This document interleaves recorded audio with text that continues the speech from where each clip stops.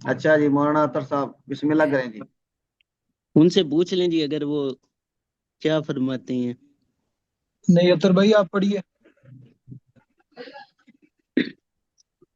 اطہر صاحب کو ویسے حدیث پڑھنے کا شوق کافی زیادہ ہے، لیکن اختیار شفیق صاحب آپ کے پاس ہے، آپ جیسے فرمائیں۔ نہیں ساتھ جی اطہر بھائی پڑھیں بالکل۔ چلیں بسم اللہ کریں جی۔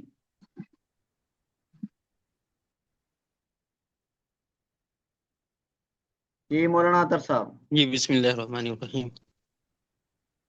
باب العلم والعزت باللیل به قال حدثنا صدقة اخبرنا نہیں پہلے آپ سند تو پڑھے نا، بسند متصل۔ مائک بند ہو گیا۔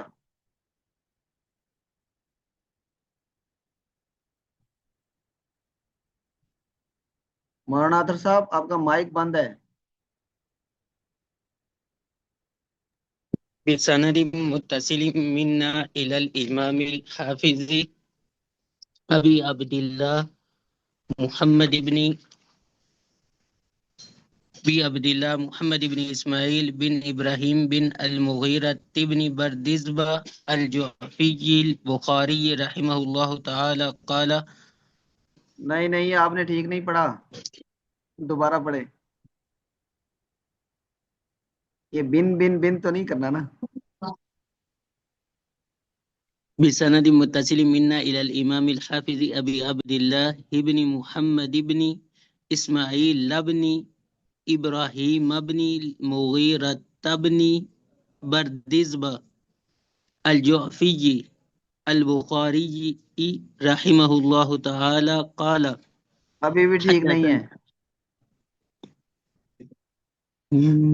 یا شیخ، ابھی بھی ٹھیک نہیں ہے، یہ تو ابھی یاد ہونا چاہیے، دوبارہ کہاں پڑھیں۔ سے استاد جی؟ یہ جو آپ سند پڑھ رہے ہیں یہ ٹھیک نہیں پڑھ رہے ہیں۔ بسند متصل منا الى الامام الحافظ ابی عبد اللہ محمد بن اسماعیل، یہ والی دوبارہ پڑھیں۔ بالسند متصل منا الى الامام الحافظ ابی عبد اللہ محمد بن اسماعیل بن ابراہیم بن المغیرۃ بن بردزبہ۔ مغیرۃ ابنی، الف لام ہے نا، مغیرۃ ابنی۔ جی آگے سے مغیرۃ بن بردزبہ الجعفی بخاری رحمہ اللہ تعالی البخاری۔ بخاری رحمہ اللہ تعالی قال ہاں حدثنا۔ دیکھیں، یہ والی کیونکہ ہم ہر دفعہ ہی پڑھتے ہیں تو اس کو آپ روانی سے یاد کریں، کیونکہ جب بھی آپ کسی استاد کے سامنے حدیث پڑھیں گے اس کلاس کے علاوہ، مثلا آپ کہیں پر اجازت حدیث لینے کے لیے جاتے ہیں یا کسی استاد حدیث کے سامنے پڑھتے ہیں، تو پھر آپ کو یہ سند ساتھ پڑھنی ہے اور اس میں روانی ہونی چاہیے۔ بسند متصل منا الى الامام الحافظ ابی عبد اللہ محمد بن اسماعیل یہاں محمد ابن اسماعیل چاہے یہاں تک پڑھیں، لیکن ساتھ آخر میں نسبتیں پڑھ لیں۔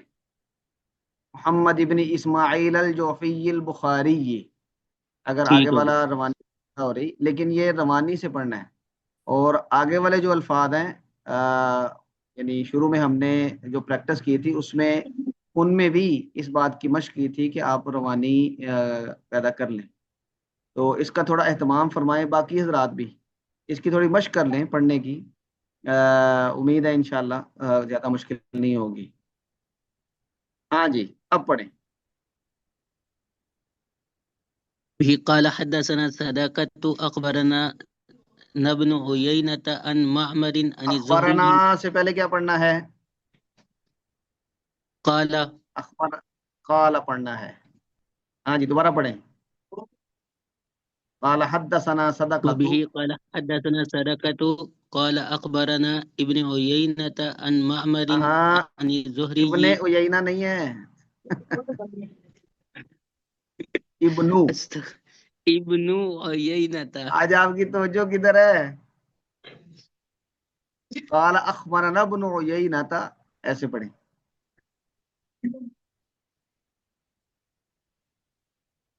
ہاں جی.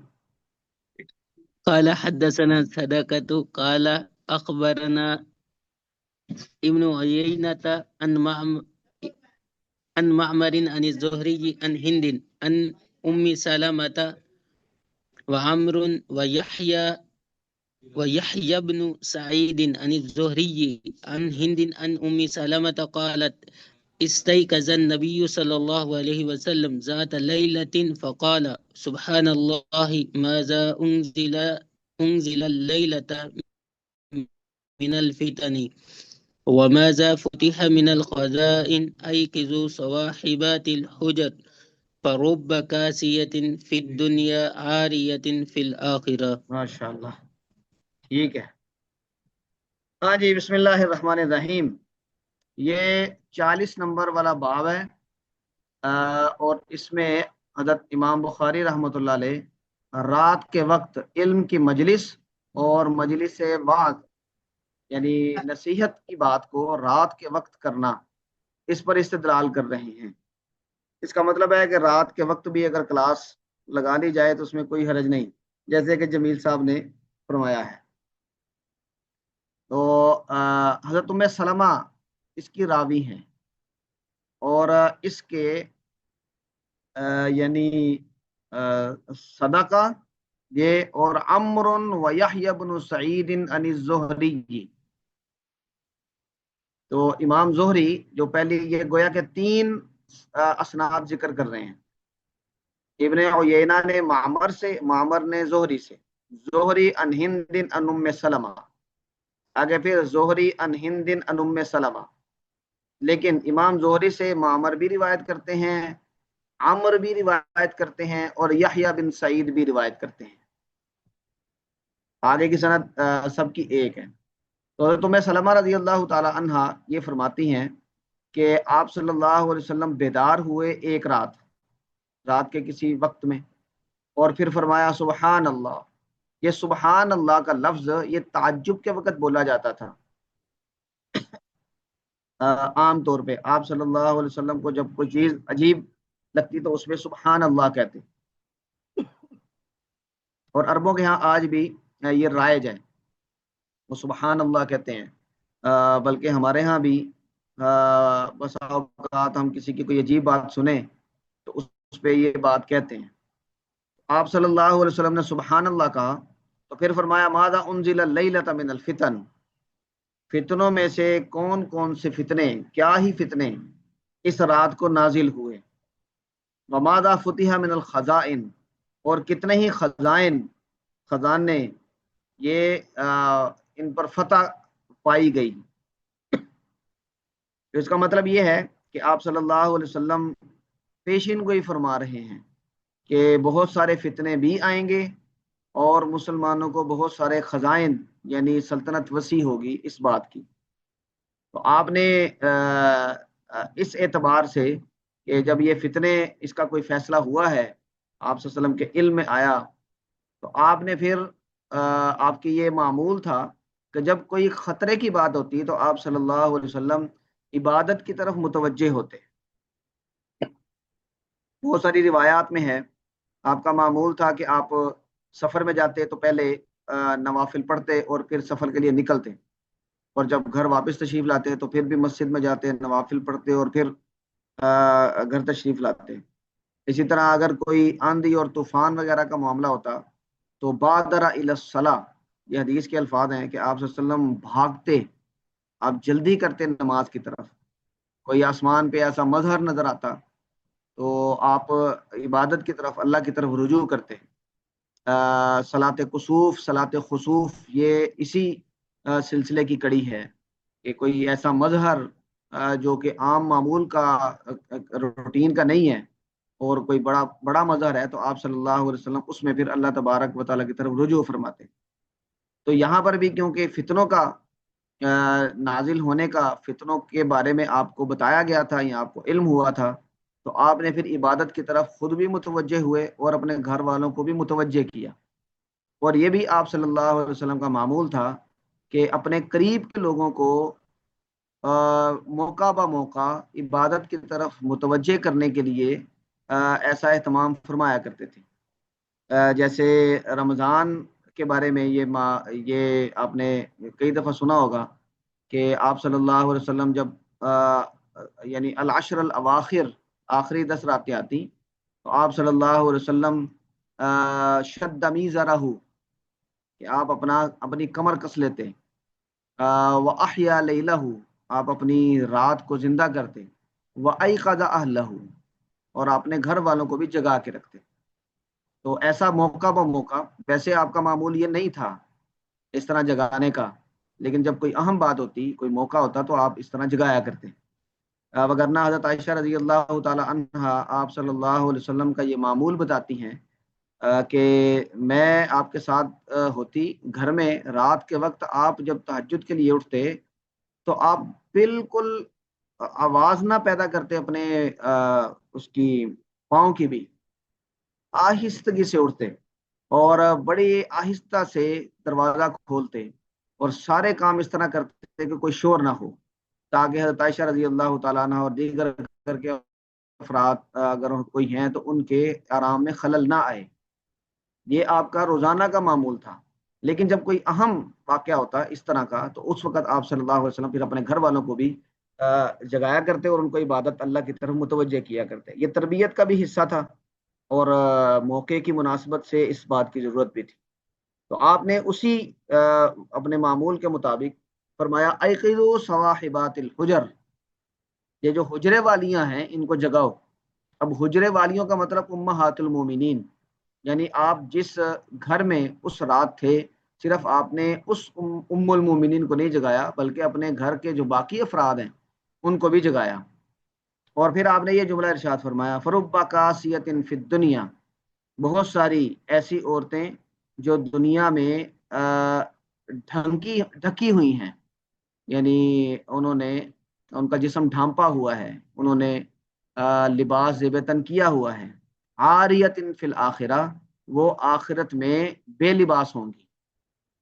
اب اس کا اس وقت کیونکہ یہ آپ صلی اللہ علیہ وسلم کی ازواج مطہرات قریب تھی تو خواتین کے بارے میں اس بات کی تاکید کرنے کے لیے آپ صلی اللہ علیہ وسلم نے یہ جملہ ارشاد فرمایا. اور ظاہری بات ہے کہ خواتین کے ساتھ جب خطاب ہوگا تو اس میں پردے کا، حجاب کا کی تاکید بھی ہوگی، رکھ رکھاؤ اپنا برقرار رکھنے کا اور ایک فاصلہ قائم رکھنے کا، اس کی تاکید ہوگی جب بھی بات ہوگی، کیونکہ یہ ان سے متعلق ہے. جب مردوں سے بات ہوگی تو ان کے بارے میں جو چیزیں ضروری ہیں آپ اس پہ بات کریں گے. تو آپ نے پھر اسی تناظر میں یہ بھی ارشاد فرما دیا کہ بہت ساری ایسی خواتین ہیں جو دنیا میں لباس پہنا ہوا ہے لیکن وہ آخرت میں بے لباس ہوں گی. اور اس کی وجہ محدثین یہ فرماتے ہیں کہ لباس ایسا ہوگا کہ جو شرعی طور پہ نامناسب لباس کے زمرے میں آتا ہے، وہ پورا نہیں ہوگا یا پھر وہ اتنا تنگ ہوگا کہ اعضاء ظاہر ہوں گے یا اس کو اچھی طرح ڈھانپنے کا انتظام نہیں ہوگا وغیرہ وغیرہ. تو آپ نے کیونکہ خواتین تھیں اس وقت تو ان کی مناسبت سے یہ جملہ بھی ارشاد فرمایا بطور واعظ. امام بخاری رحمۃ اللہ علیہ کتاب العلم کی مناسبت سے اس سے یہ استدلال کر رہے ہیں کہ آپ صلی اللہ علیہ وسلم نے دن چڑھنے کا انتظار نہیں کیا بلکہ جو اہم بات تھی اس کو رات کے وقت ہی لوگوں کو بتانے اور پھر اس پر واعظ و نصیحت کرنے کا اہتمام فرمایا. تو اس کا مطلب یہ ہے کہ اگر علم کی کوئی بات ضروری ہو، موقع کی مناسبت سے اس کا بتانا ضروری ہو تو وہ کسی وقت بھی بتائی جا سکتی ہے، رات کے وقت بھی بتائی جا سکتی ہے. اور اگر رات کے وقت ہی اپنے اوقات کو مینج کر کے رات کے وقت ہی علم کی کوئی مجلس بھی لگا لی جائے تو اس میں بھی کوئی حرج نہیں ہے. تو امام بخاری کا اس سے یہ استدلال ہے. ہاں جی، کسی کے ذہن میں کوئی بات ہو تو فرمائیں اس حوالے سے. اچھا جی چلیں، اگلی روایت بھی اسی حوالے سے ہے. یہ جو سمر کا لفظ ہے یہ نماز عشاء کے بعد سونے سے پہلے، سونے کے درمیان گفتگو کرنے کو کہا جاتا ہے عام اصطلاح میں، اور آپ صلی اللہ علیہ وسلم کی احادیث میں اس بات کی تلقین موجود ہے کہ آپ عشاء کی نماز پڑھ لیں تو پھر جلدی سو جائیں، اور یہ بھی ہے کہ آپ صلی اللہ علیہ وسلم نے سمر سے منع فرمایا۔ سمر سے منع فرمانے کا مطلب یہ ہے کہ جب عشاء کی نماز پڑھ لی ہے تو اس کے بعد زیادہ دیر جاگنے سے آپ نے منع فرمایا۔ اس کی بہت ساری حکمتیں ہیں، اب وہ ممانت کیا کوئی فرض واجب کے درجے میں ہے یا حرمت کے درجے میں ہے کہ کیا اس وقت آپ کو بالکل گفتگو نہیں کرنی چاہیے، سو جانا چاہیے، تو اس پہ الگ بحث ہو سکتی ہے، لیکن یہ ایک قسم کی تلقین ہے، ایک قسم کی اپنی روٹین کو، اپنی صحت کو اور اپنے معمولات کو یعنی ترتیب کے ساتھ چلانے کا ایک طریقہ بتایا جا رہا ہے کہ رات کو آپ جلدی سو جائیں گے، اور آپ صلی اللہ علیہ وسلم کا یہ معمول تھا، اور آپ کی اتباع میں گھر والوں کا اور دیگر صحابہ کرام کا بھی یہ معمول تھا کہ وہ تہجد میں اٹھا کرتے تھے۔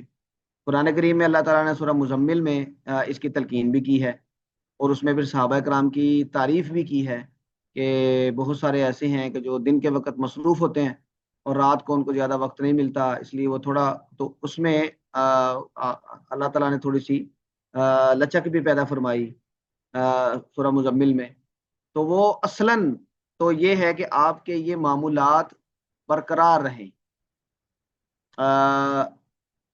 حدیث میں آپ نے پڑھا ہے کہ جو عمل چاہے مختصر ہو لیکن تسلسل کے ساتھ ہو وہ زیادہ اہمیت کا حامل ہے اللہ کے ہاں۔ تو آپ صلی اللہ علیہ وسلم کا یہ منع کرنا سمر سے، یعنی عشاء کی نماز کے بعد گفتگو میں مصروف ہو جانے اور دیر سے سونے سے منع کرنا، یہ اس حکمت کے تحت تھا، اور بھی اس کی بہت ساری حکمتیں ہو سکتی ہیں، لیکن السمر فی العلم، علم کی بات کرتے ہوئے آپ رات کو اگر دیر سے عشاء کی نماز کے بعد دیر سے سوتے ہیں تو اس کی گنجائش موجود ہے۔ امام بخاری اس ممانعت سے اس کو مستثنا کرنے کے لیے یا اس کی گنجائش بیان کرنے کے لیے یہ استدلال کر رہے ہیں۔ جی مولانا اطہر صاحب۔ باب السمر في العلم وبه قال حدثنا سعيد بن عفير قال حدثني الليث قال حدثني حدثنی اللیثو نہیں پڑھیں گے، حدثنی اللیثو پڑھیں گے۔ حدثني الليث جی جی پڑھیں گے، ٹھیک ہو جی گیا جی، جی، نون کو ملائیں گے آگے لام کے ساتھ۔ ٹھیک ہے استاد ہاں جی۔ تو پھر استاد جی یہ یا والا فرق، ہاں دیکھیں یہ یا اور لام، الف لام جو الف تو گر گیا، حمزہ تو گر گیا حمزہ وصلی ہونے کی وجہ سے، تو جو یا اور لام ہے یہ دونوں ساکن ہیں، تو ہم یہ ٹھیک ہے جی پہلے ساکن کو ختم کر کے نون کو آگے ملائیں گے، حدثنی اللیث۔ جی ٹھیک ہو گیا جی۔ ہاں جی پڑھیں۔ ليث قال حدثني عبد الرحمن بن خالد عن ابن شهاب عن سالم وأبي بكر بن سليمان بن أبي حسمة أن عبد الله بن عمر قال انا صلى بنا انا انا عبد اللہ تو نہیں پڑھنا نا، أن عبد الله بن ہاں ٹھیک ہے، آپ نے عبداللہ پڑھا تھا تو یہ انا کی وجہ سے ابدا پڑھیں گے، منصوب پڑھیں جی گے۔ جی ساری آگے ہے سمجھ جی۔ جی پڑھیں جی۔ صلى بنا النبي صلى الله عليه وسلم العشاء في آخر حياته فلما سلم قام فقال أرأيتكم ليلتكم هذه فإن رأس 100 سنة منها لا يبقى ممن هو على زهر الأرض أحدا احدن، یہ فائل بنے گا یبقا کا، أحد ہاں جی، لا یبقا ممن هو علی ظہر الارض احد۔ ہاں جی، امام بخاری رحمۃ اللہ علیہ السمر فی العلم، اس کے بارے میں گفتگو کرتے ہوئے آپ صلی اللہ علیہ وسلم کے بالکل آخری ایام کے ایک عمل سے استدلال کر رہے ہیں۔ تو حضرت عبداللہ ابن عمر رضی اللہ تعالی عنہما یہ اس کے راوی ہیں کہ وہ فرماتے ہیں کہ آپ صلی اللہ علیہ وسلم نے فی آخری حیاتی ہی، اپنی زندگی کے بالکل آخری ایام میں عشاء کی نماز پڑھائی، صلی بنا ہمیں پڑھائی عشاء کی نماز۔ فلما سلمہ، جب آپ نے نماز مکمل کی، سلام پھیرا، قام آپ کھڑے ہوئے، فقال اور آپ نے فرمایا۔ اب اس کا مطلب ہے عشاء کی نماز ہو گئی ہے اور اب آپ علم کی بات کر رہے ہیں، تو یہ استدلال ہے امام بخاری کا۔ تو فقال آپ نے فرمایا، ارأیتکم لیلتکم ھذہ، یہ جملہ عرب کے اندر متوجہ کرنے کے لیے بولا جاتا ہے، یعنی کسی چیز کی اہمیت بتانے کے لیے۔ قرآن کریم میں بھی یہ لفظ ذکر ہوا ہے۔ ایک تو یہ ہوا ہے نا، ارأیت الذی یکذب بالدین، کہ آپ نے دیکھا ہے اس آدمی کو جو دین کو جھٹلاتا ہے۔ ایک اور جگہ پہ یہی لفظ قل ارأیتکم یہ لفظ آیا ہے۔ تو مفسرین اس کا ارأیتکم کا جو متبادل لفظ تفسیر میں ذکر کرتے ہیں وہ ہے اخبرونی، اخبرونی مجھے بتاؤ۔ اب اس کا مطلب ہے کہ آپ متوجہ کر رہے ہیں سوال پوچھ کے لوگوں کو کہ بھئی میری طرف متوجہ ہو جاؤ اور مجھے اس بارے میں بتاؤ۔ تو آپ صلی اللہ علیہ وسلم نے فرمایا ارأیتکم لیلتکم ھذہ، تو لیلتکم ھذہ اپنی اس رات کے بارے میں مجھے بتاؤ، یا اس رات کی طرف توجہ کرو، نہیں اس رات کو ذرا دیکھو کہ میں کیا کہنے لگا ہوں۔ تو یہ متوجہ کرنے کا ایک جملہ ہے۔ اچھا، آپ میں سے کوئی یہ بتائے گا کہ یہ لیلتکم ھذہ، یہ ھذہ کا مشار الیہ کون ہے؟ یہ اس میں اشارہ ہے، اس کا مشار الیہ کون ہے؟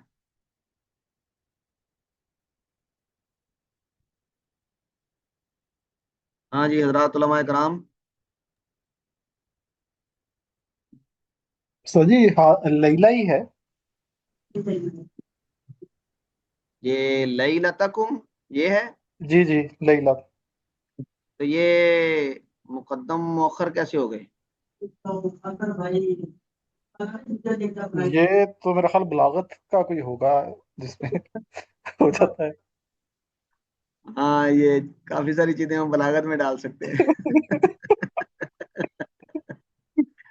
ہاں جی، کسی اور کے ذہن میں ہو؟ یہ ہم نے اس میں اشارہ مشار الیہ جب پڑھا تھا تو اس میں یہ پڑھا تھا کہ جب مشار الیہ مرکب اضافی ہو تو اس کو مقدم کیا جاتا ہے۔ تو لیلتکم یہ مرکب اضافی ہے، تو حاضی کو اس لیے مؤخر کیا گیا کیونکہ اس کا مشار الیہ یہ مرکب اضافی ہے۔ قرآن کریم میں بھی یہ ترکیب استعمال ہوئی ہے، اور عام اس میں استعمال کرتے ہیں عرب بھی، کتابی ھذا، قلم کا ھذا، تو یہ عام ترکیب استعمال ہوتی ہے، تو یہ بھی وہی ترکیب ہے۔ تو آپ صلی اللہ علیہ وسلم نے متوجہ کیا کہ اس رات کی طرف توجہ کرو۔ فإن رأس مئة سنة منها، اس رات سے آگے، مئة سنہ 100 سال تک، یعنی 100 سال جب مکمل ہوں گے، لا يبقى ممن هو على ظهر الارض احد، نہیں باقی بچے گا زمین پر، علی ظہر الارض زمین کی پشت پر جو آدمی ہے ان میں سے کوئی ایک بھی، احد کوئی ایک بھی۔ گویا کہ یہ آپ صلی اللہ علیہ وسلم نے پیشین گوئی فرمائی کہ جو میرے صحابہ کرام ہیں وہ 100 سال تک موجود رہیں گے، اور اس کے بعد یعنی اس نسل کے جو لوگ ہیں یعنی صحابہ جو ہیں ان میں سے کوئی بھی نہیں بچے گا۔ تو ابو طفیل جو تھے وہ آخری صحابی کہے جاتے ہیں کہ جو آپ 110 سال کی عمر میں جن کا انتقال ہوا، اور وہ بالکل 100 سال مکمل ہونے پر ان کی وفات ہوئی۔ تو گیا کہ یہ آپ صلی اللہ علیہ وسلم نے عمریں بھی بتا دی ایک طرح سے، اور آپ نے ایک پیشین گوئی فرمائی کہ جو پوری ہوئی۔ تو لیکن یہ بتایا آپ نے عشاء کی نماز کے بعد، اسی کو سمر کہتے ہیں۔ امام بخاری استدلال کر رہے ہیں کہ عشاء کی نماز کے بعد بھی آپ علم کی بات کر سکتے ہیں، علم کی مجلس لگا سکتے ہیں۔ ہاں جی اطہر صاحب آگے بڑھیں جی۔ وبه قال حدثنا آدم قال حدثنا شعبة قال حدثنا الحكم قال سمعت سعيد بن جبير عن ابن عباس قال بت في بيت خالتي ميمونة بنت الحارث زوج النبي صلى الله عليه وسلم، وكان النبي صلى الله عليه وسلم عندها في ليلتها، فصلى النبي صلى الله عليه وسلم العشاء ثم جاء إلى منزله فصلى 4 ركعات ثم نام ثم قام ثم قال نام الغليم أو كلمة تشبهها، ثم قام فقمت عن يساره فجعلني عن يمينه فصلى 5 ركعات ثم صلى ركعتين ثم نام حتى سمعت غتيت أو خطيت ثم خرج جی إلى الصلاة. جی ثم خرج الى الصلاۃ۔ تو یہ جو روایت ہے اس میں بھی آپ صلی اللہ علیہ وسلم رات کے معمولات بیان ہو رہے ہیں، لیکن اس کا ظاہری تعلق باب کے ساتھ نہیں نظر آتا، کیونکہ ثمر فی العلم اس حوالے سے یہاں پہ کوئی بات نہیں بظاہر نظر آ رہی۔ تو اس حوالے سے محدثین دو باتیں فرماتے ہیں۔ میں نے کہا کہ امام بخاری ایسا بھی کرتے ہیں کہ ایک روایت ذکر کرتے ہیں اور کہیں دوسری جگہ پہ اسی روایت کا ایک دوسرا طریق ذکر کیا ہوتا ہے جس میں کچھ اضافہ ہوتا ہے۔ تو امام بخاری یعنی جو پڑھنے والا ہے اس کو اس کی طرف متوجہ کرنے کے لیے یہ روایت ذکر کرتے ہیں۔ مثلا اگر ہم باب پڑھیں اور اس روایت کا باب کے ساتھ تعلق تلاش کریں تو ہمیں بظاہر کوئی ثمر والا کام اس میں نظر نہیں آئے گا، کیونکہ آپ صلی اللہ علیہ وسلم نے یہ دیکھیں عبداللہ ابن عباس یہ حضرت میمونہ کے بھانجے تھے، انہوں نے کہا بت فی بیت خالتی میمونہ بنت الحارث، میں نے میمونہ بنت حارث کے گھر میں رات گزاری۔ بچے تھے، اپنی خالہ کے گھر آئے ہوئے تھے۔ تو یہ زوج نبی صلی اللہ علیہ وسلم، یہ امہات المومنین میں سے حضرت میمونہ آپ صلی اللہ علیہ وسلم کی زوجہ محترمہ ہے۔ مکان النبی صلی اللہ علیہ وسلم اندہا فی لیلتہا، اور آپ صلی اللہ علیہ وسلم اس رات اپنی اس زوجہ محترمہ کے پاس تھے۔ اچھا، فصلی النبی صلی اللہ علیہ وسلم عشاء، آپ صلی اللہ علیہ وسلم نے عشاء کی نماز پڑھی۔ ثم جاء الی منزلہ، پھر آپ اپنے گھر تشریف لائے۔ فصلی 4 رکعات، آپ نے 4 رکعتیں پڑھی۔ اب یہ 4 رکعتیں کون سی ہیں؟ سنن جو آپ عام طور پہ گھر میں پڑھا کرتے تھے، یہ فرض آپ مسجد میں پڑھتے اور سنت نوافل گھر میں آ کے پڑھا کرتے۔ ثم نام، پھر آپ سو گئے۔ اب اس کا مطلب ہے کہ ثمر تو نہ ہوا۔ تو دوسری جو روایت ہے اس کی طرف یعنی اشارہ آپ کہہ لیں، امام بخاری توجہ دلانا چاہ رہے ہیں کہ یہاں پہ حضرت میمونہ اور حضرت حضور صلی اللہ علیہ وسلم کے درمیان کچھ گفتگو بھی ہوئی، آپ نے ان سے گفتگو کی، ان سے کچھ باتیں کی اور وہ باتیں کر کے آپ سوئے، تو اس کے مطابق پھر اس کا تعلق جڑ جاتا ہے۔ تو ایک تو یہ بات کہتے ہیں، دوسرا اس کا تعلق جوڑنے کے لیے یہ کہتے ہیں کہ آپ صلی اللہ علیہ وسلم نے جو رات کے معمولات تھے، حضرت عبداللہ بن عباس نے ان سب میں آپ صلی اللہ علیہ وسلم کی پیروی کی اور ان کو دیکھا۔ تو عمل بھی علم کا ایک حصہ ہوتا ہے، تو آپ نے گویا کہ اپنے عمل کے ذریعے عبداللہ بن عباس کو یہ باتیں سکھائیں، تو گویا کہ اس کو وہ ثمر فی العلم سے تعبیر کر رہے ہیں۔ تو دونوں باتیں ہو سکتی ہیں۔ تو ثم ناما، آپ صلی اللہ علیہ وسلم نے سو گئے، ثم قاما، پھر آپ اٹھے، ثم قالا، پھر آپ نے فرمایا نام الغلیم، یہ چھوٹا سا لڑکا سو گیا ہے۔ اب اس کے دو مطلب ہو سکتے ہیں کہ آپ نے حضرت میمونہ سے یہ کہا کہ یہ سویا ہوا ہے، یا پھر ایسا بھی ہو سکتا ہے کہ حضرت عبداللہ بن عباس کے شوق سے آپ واقف تھے، تو ان کو اٹھانے کے لیے جس طرح ہم پوچھتے ہیں کسی سے وہ سو گئے ہو، تو آپ صلی اللہ علیہ وسلم نے ان کو آواز دی، اور وہ پھر حضرت عبداللہ بن عباس بھی یعنی بیدار ہوئے۔ او کلمتن تشبیہا، یا اسی طرح کا آپ صلی اللہ علیہ وسلم نے کوئی اس سے ملتا جلتا کوئی جملہ کہا۔ ثم قاما، پھر آپ کھڑے ہوئے، فقمت عن یسارہ، حضرت عبداللہ بن عباس کہتے ہیں کہ میں آپ کے الٹے ہاتھ کھڑا ہوا۔ فجعلنی عن یمینہ، تو آپ نے مجھے اپنے سیدھے ہاتھ کی طرف کر لیا۔ یعنی جب آپ یعنی امام اور مقتدی دو لوگ ہوں تو مقتدی سیدھے ہاتھ پہ کھڑا ہوتا ہے رائٹ سائڈ پہ امام کے، تو آپ نے اس لیے ان کو یعنی اپنے سیدھے ہاتھ پہ کھڑا کیا۔ فصلی خمس رکعات، تو آپ نے 5 رکعتیں پڑھی۔ ثم صلی رکعتین، پھر آپ نے 2 رکعتیں پڑھی۔ اب اس کا مطلب یہ ہے کہ آپ نے 7 رکعتیں پڑھی، تو آپ یہ کہہ لیں کہ 4 تہجد کی اور 3 وتر۔ ثم نام، پھر آپ سو گئے۔ حتی سمعت غطیتہ او خطیتہ، یہاں تک کہ میں نے آپ کے ناک کی آواز سنی۔ تو خراٹے کی جو آواز ہوتی ہے، سوتا ہوا آدمی جو سانس لیتا ہے اس سے جو آواز پیدا ہوتی ہے وہ سنی۔ اس کا مطلب ہے کہ آپ گہری نیند میں چلے گئے۔ ثم خرج الی الصلاۃ، پھر آپ صلی اللہ علیہ وسلم نماز کی طرف کے لیے نکل گئے، یعنی وضو نہیں کیا، کیونکہ آپ صلی اللہ علیہ وسلم نے فرمایا تھا کہ جب تم سوتے ہو تو وضو ٹوٹتا ہے، لیکن میں سوتا ہوں تو وضو نہیں ٹوٹتا، کہ تنام عینایا ولا ینام قلبی، میری آنکھیں تو سوتی ہیں لیکن میرا دل نہیں سوتا، تو اس کی وجہ سے آپ کو بیدار ہو کے وضو کرنے کی ضرورت نہیں تھی۔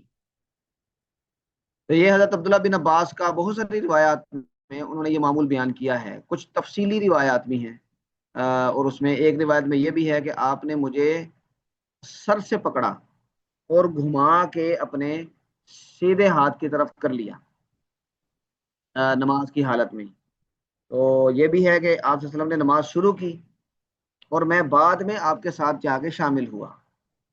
اس کا مطلب ہے کہ آدمی نماز پڑھ رہا ہو تو آپ اس کی نماز میں جا کے شامل ہو سکتے ہیں۔ تو اس طرح کی بہت ساری چیزیں حضرت عبداللہ بن عباس کی اس مضمون کی روایات سے ملتی ہیں کہ جو رات کی آپ صلی اللہ علیہ وسلم کے معمولات کے بارے میں بتاتے ہیں، اور اس میں وہ دعا والا واقعہ بھی ہے کہ جو انہوں نے آپ صلی اللہ علیہ وسلم کی خدمت کی تھی، اور عبداللہ بن عباس کو آپ صلی اللہ علیہ وسلم نے یہ دعا دی تھی، اللہم علمہ التاویل وفقہہ فی الدین۔ ہاں جی، کسی کے دن میں کوئی بات ہو فرمائیں اس حوالے سے۔ باب الثمر فی العلم، تو ہم بھی اسے ثمر فی العلم کی نیت سے کرتے ہیں جی، اللہ تعالیٰ قبول کرے۔ ہاں جی مولانا اطہر صاحب اگلی روایت پڑھیں جی۔ باب حفظ العلم. وبه قال حدثنا عبد العزيز بن عبد الله قال حدثني مالك عن ابن شهاب عن الأعرج عن أبي هريرة قال إن الناس يقولون أكثر أبو هريرة ولولا آيتان في كتاب الله ما حدثت حديثا ثم يتلو إن الذين يكتمون ما أنزلنا من البينات إلى قوله الرحيم إن إخواننا من المهاجرين إن إخواننا من المهاجرين كان يشغلهم الصفق بالأسواق وإن إخواننا من الأنصار كان يشغلهم العمل في أموالهم وإن أبا هريرة كان يلزم رسول الله صلى الله عليه وسلم بشبع بطنه ويحذر ما لا يحذرون ويحفظ ما لا يحفظون. وبه قال حدثنا أحمد بن أبي بكر أبو مصعب قال حدثنا محمد بن إبراهيم بن دينار عن أبي ذئب عن سعيد المقبوري عن أبي هريرة قال قلت يا رسول الله إني أسمع منك حديثا كثيرا أنساه قال أبسط رداءك فبسطته قال فغرف بيده ثم قال زمه قال فغرف بيديه قال زمه فزممته فما نسيت شيئا بعده. ہاں جی یہ بھی پڑھیں اگلی۔ وبه قال حدثنا إبراهيم بن المنذري قال حدثنا ابن أبي فديك بهذا أو قال غرف بيده فيه. وبه قال حدثنا إسماعيل قال حدثني أخي عن ابن أبي ذئب عن سعيد المقبوري عن أبي هريرة قال حفظت من رسول الله صلى الله عليه وسلم وعاءين فأما أحدهما فبسسته وأما الآخر فلو بسسته فقطع هذا البلعوم. بلعوم نہیں وقف نہیں کرنا بلعوم پڑھیں. ہاں بلعوم. جزاک اللہ. اچھا جی یہ باب حفظ العلم، علم کو محفوظ کرنا، علم کو یاد کرنا، اس حوالے سے کچھ احادیث ذکر کریں گے. تو ابو ہریرہ رضی اللہ تعالی عنہ کی روایت ہے کہ حضرت ابو ہریرہ رضی اللہ تعالی عنہ معروف تھے احادیث بیان کرنے میں. کچھ صحابہ کرام جو بزرگ صحابہ تھے انہوں نے یہ پیچھے بھی آپ نے روایت پڑھی ہے کہ ان کے بیٹے نے غالباً حضرت عبداللہ بن زبیر نے اپنے والد صاحب سے پوچھا کہ آپ اتنی احادیث نہیں بیان کرتے، حالانکہ ابو ہریرہ تو بہت بیان کرتے ہیں. انہوں نے پھر احتیاطاً یہ کہا تھا کہ آپ نے یہ فرمایا من کذب علیہ متعمدا فلیتبوأ مقعدہ من النار. تو بہت سارے صحابہ اس کی وجہ سے احتیاط کیا کرتے تھے. تو حضرت ابو ہریرہ رضی اللہ تعالیٰ عنہ یہ بہت زیادہ احادیث بیان کرتے تھے. تو کچھ لوگوں نے اعتراض کیا کہ ابو ہریرہ یہ اتنی احادیث کہاں سے لے آتا ہے، یہ اتنے بڑے بڑے صحابہ ہیں، یہ تو بیان نہیں کرتے. تو حضرت ابو ہریرہ نے پھر اس کی وضاحت کی. تو کیا فرمایا، ان الناس یقولون اکثر ابو ہریرہ، لوگ یہ کہتے ہیں کہ ابو ہریرہ بہت کثرت کرتا ہے، بہت زیادہ احادیث بیان کرتا ہے. تو آگے وہ فرماتے ہیں ولولا آیاتان فی کتاب اللہ، اللہ کی کتاب میں اگر 2 آیتیں نہ ہوتی ما حدثت حدیث، تو میں ایک حدیث بھی بیان نہ کرتا. ثم یتلو، پھر انہوں نے یہ والی آیت پڑھی ان الذین یکتمون ما انزلنا من البینات والہدی من بعد ما بیناہ للناس فی الکتاب اولئک یلعنهم اللہ ویلعنهم اللاعنون. کہ بے شک وہ لوگ جو اس بات کو چھپاتے ہیں، ان بینات کو چھپاتے ہیں جو ہم نے نازل کی، اور ہدایت کی بات کو، ما بیناہ للناس فی الکتاب، حالانکہ ہم نے اس کو کتاب میں بیان کیا ہے. جب ہم نے بیان کیا ہے تو پھر یہ کیوں چھپاتے ہیں جن کو پتہ ہے. اس کو کتمان علم کہتے ہیں. یہاں پر علم بیان کرنے کی ضرورت ہے، آپ کو پتہ بھی ہو اور آپ پھر اس کو چھپا لیں، اس ضرورت کے وقت بھی اسے بیان نہ کریں، تو یہ کتمان علم ہے جس کی بڑی وعیدیں آئیں. یہ بھی وہی وعید ہے. تو اللہ تعالیٰ نے آگے فرمایا اولئک یلعنہم اللہ، یہ وہ لوگ ہیں کہ اللہ ان پر لعنت کرتا ہے، ویلعنہم اللاعنون، اور سب لعنت کرنے والے ان پر لعنت کرتے ہیں. یہ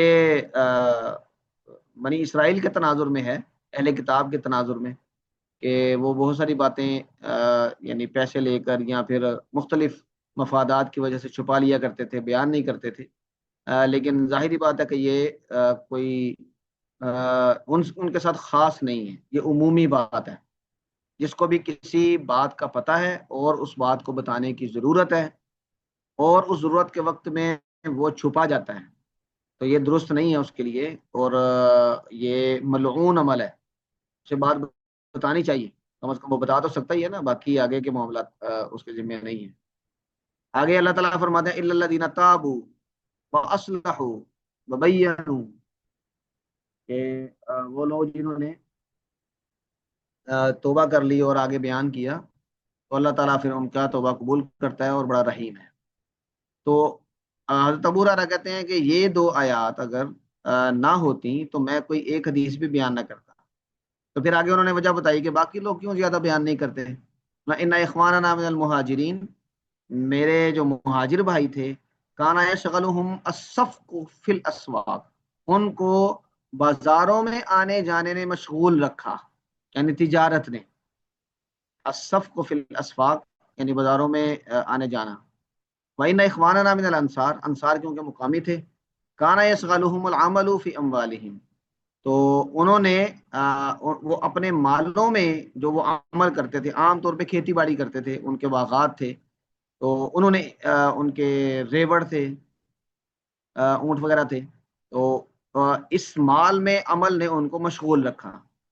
وَإِنَّ أَبَا هُرَيْرَةَ، مطلب ابو ہریرہ کو ان میں سے کوئی کام نہیں تھا، کان یلزم رسول اللہ، وہ اللہ کے رسول صلی اللہ علیہ وسلم کے ساتھ چمٹا ہوا تھا، بشباعی بطنی ہی، صرف اپنے پیٹ بھرنے کے عوض میں، یعنی اسے بس کھانا ملتا رہے اور اسے کچھ نہیں چاہیے تھا، اور اس لیے وہ آپ صلی اللہ علیہ وسلم کے ساتھ چمٹا ہوا تھا، صفہ میں رہتے تھے، مسجد نبوی ان کا مسکن تھا، اور آپ صلی اللہ علیہ وسلم کی بتائی ہوئی باتیں یاد کرنا ان کا دن رات کا عمل تھا، کام تھا، ان کا مشن تھا۔ تو کہتے ہیں کہ پیٹ بھرنے کے عوض میں وہ آپ صلی اللہ علیہ وسلم سے جڑا ہوا تھا، اس کو کسی اور زیادہ مال کی حاجت نہیں تھی، کو مکان بنانا ہے، یہ کرنا ہے، وہ کرنا ہے۔ تو پھر کیا ہوا، وَيَحْضُرُ مَا لَا يَحْضُرُونَ، وہ حاضر رہا ان مواقع پر جس پر وہ حاضر نہیں تھے، وَيَحْفَظُ مَا لَا يَحْفَظُونَ، اور اس نے وہ یاد کیا کہ جو انہوں نے یاد نہیں کیا، اس لیے وہ زیادہ بیان کرتا ہے۔ تو یہ حضرت ابو ہریرہ کا عمل ہے جو وہ بیان کر رہے ہیں۔ اگلی روایت یہ ان کے حافظے اور اس شوق علم کو یاد کرنے کے شوق، اور آپ صلی اللہ علیہ وسلم کی بارگاہ میں اس شوق کی تکمیل کے لیے، اپنے حافظے کی مضبوطی کے لیے دعا کرنے کی درخواست کے بارے میں ابو ہریرہ فرماتے ہیں کہ میں نے آپ صلی اللہ علیہ وسلم سے درخواست کی، یا رسول اللہ انی اسمع منک حدیثا کثیرا، میں آپ سے بہت ساری باتیں سنتا ہوں، انساہ، میں نے بھول جاتا ہوں، تو بتائیں۔ تو آپ صلی اللہ علیہ وسلم نے فرمایا ابسط رداءک، اپنی یہ چادر بچھاؤ، فبسطتہ، میں نے بچھا دی۔ تو کہتے ہیں کہ فغرف بیدیہ، آپ نے اپنا چلو بھرا اپنے دونوں ہاتھوں سے، جس طرح پانی لیتے ہیں چلو بنا کے، آپ نے اس طرح اپنا چلو بھرا، ثم قال، چلو بھرا کا مطلب کیا ہے کہ اشارہ کیا، ایسے کر کے چلو اس چادر میں ڈالا، اور ایک روایت میں ہے کہ آپ نے 3 دفعہ ایسا کیا، ثم قال، پھر آپ نے فرمایا ضمہ، اس کو اپنے ساتھ چمٹا لو، یعنی جس طرح بچے کو ماں اپنے ساتھ چمٹاتی ہے، اس طرح تم اس چادر کو اپنے سینے کے ساتھ چمٹاؤ۔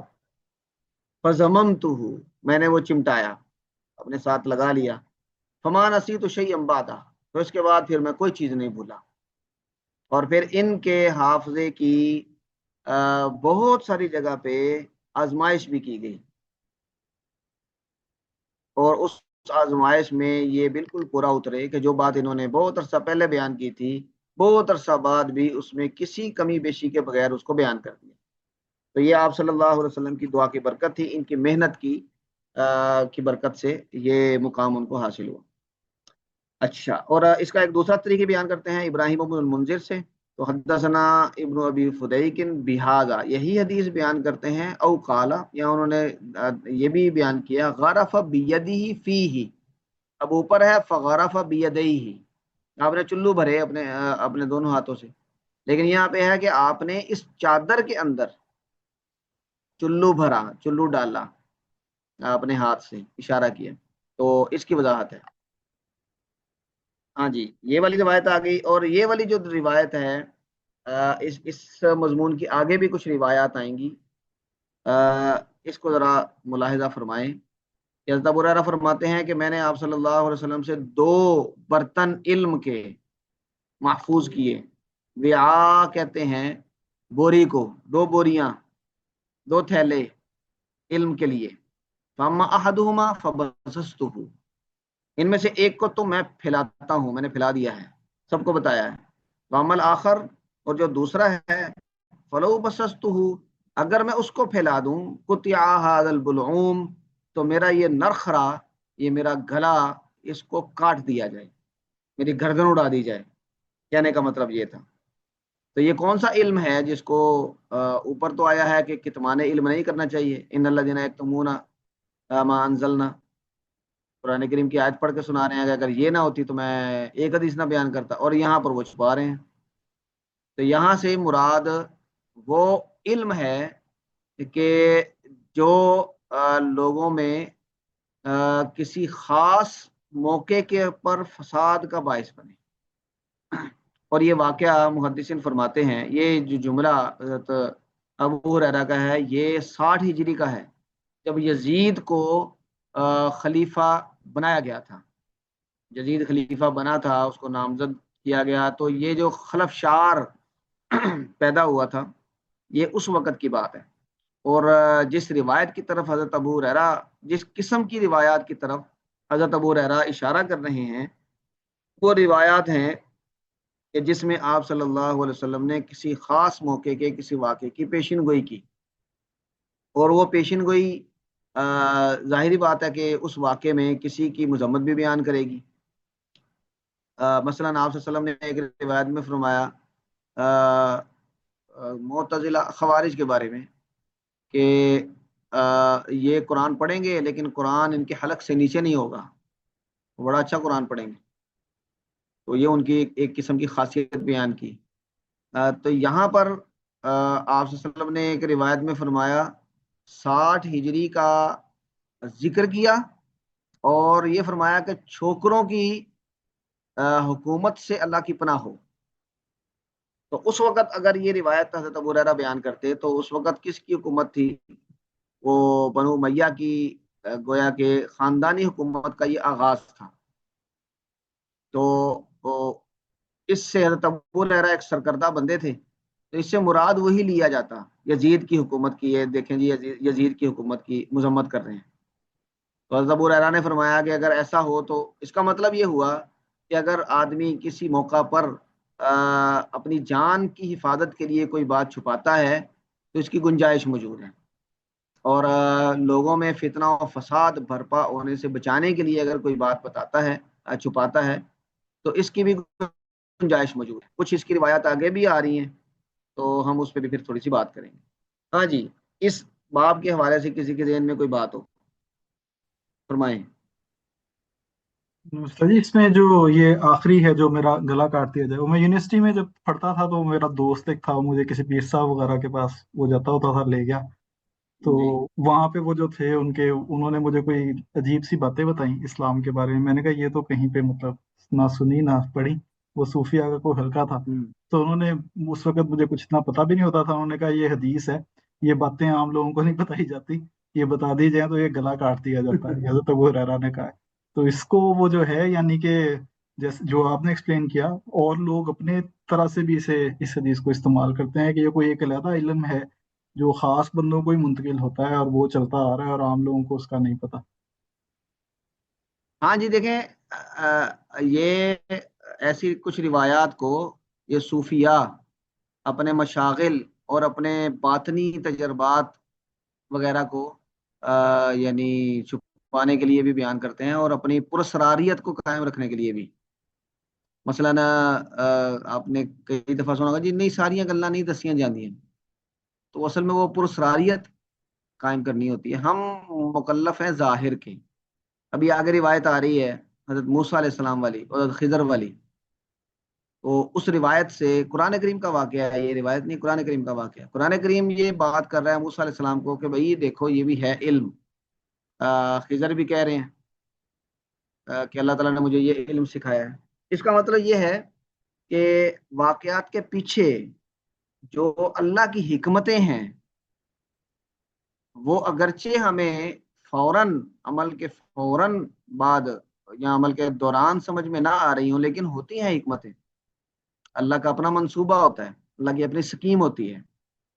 اور اس کا علم اگر اللہ کسی کو دیتا ہے، اس کو ہم کہتے ہیں تکوینیات کا علم، تو ٹھیک ہے، یہ اس واقعے سے، قرآن کے اس واقعے سے ثابت ہے. لیکن کیا موسیٰ علیہ السلام کو اللہ تعالیٰ نے اس کا مکلف بنایا تھا؟ موسیٰ علیہ السلام کو اللہ تعالیٰ نے اس کا مکلف ایک ان کے جملے کی پاداش میں کیا، اور موسیٰ علیہ السلام نے اس پہ اعتراض کیا کیونکہ وہ ظاہری شریعت کے مکلف تھے، اس کو پروموٹ کرنے کے، اس کو آگے پہنچانے کے مکلف تھے. تو انہوں نے اسی کو سمجھا کہ یہ کیا کر رہے ہیں، آپ نے قتل کر دیا، یہ آپ نے پھٹا توڑ دیا، تو یہ تو ظاہراً بالکل زیادتی ہے. ہاں، اس کے پیچھے جو حکمت تھی وہ خضر علیہ السلام کو اللہ نے علم دیا تھا، لیکن اس علم کو کہیں پر بھی حجت نہیں بنایا گیا۔ مثال کے طور پہ آپ دیکھیں کہ ابھی فلسطین میں 1 لاکھ کے قریب فلسطینی شہید ہو گئے۔ اب کوئی چھوٹا بچہ ہے، وہ کہیں ایکسیڈنٹ ہو جائے اور اس کی حالت خراب ہو جائے، یا کوئی انسان ہے، کوئی جانور ہے، تو آدمی سوچتا ہے کہ یہ اس کے ساتھ یہ کیوں ہو رہا ہے؟ تو اس کا مطلب ہے کہ وہ ظاہر کا مکلف ہے۔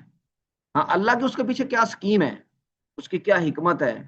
زلزلہ آتا ہے تو سبھی مرتے ہیں، تو اس کی طرف اشارہ ہے اس کہ ہاں اللہ کی ایک سکیم ہوتی ہے جو خضر کو بتائی گئی ہے، لیکن عمومی نہیں بتائی گئی، یہ ٹھیک ہے۔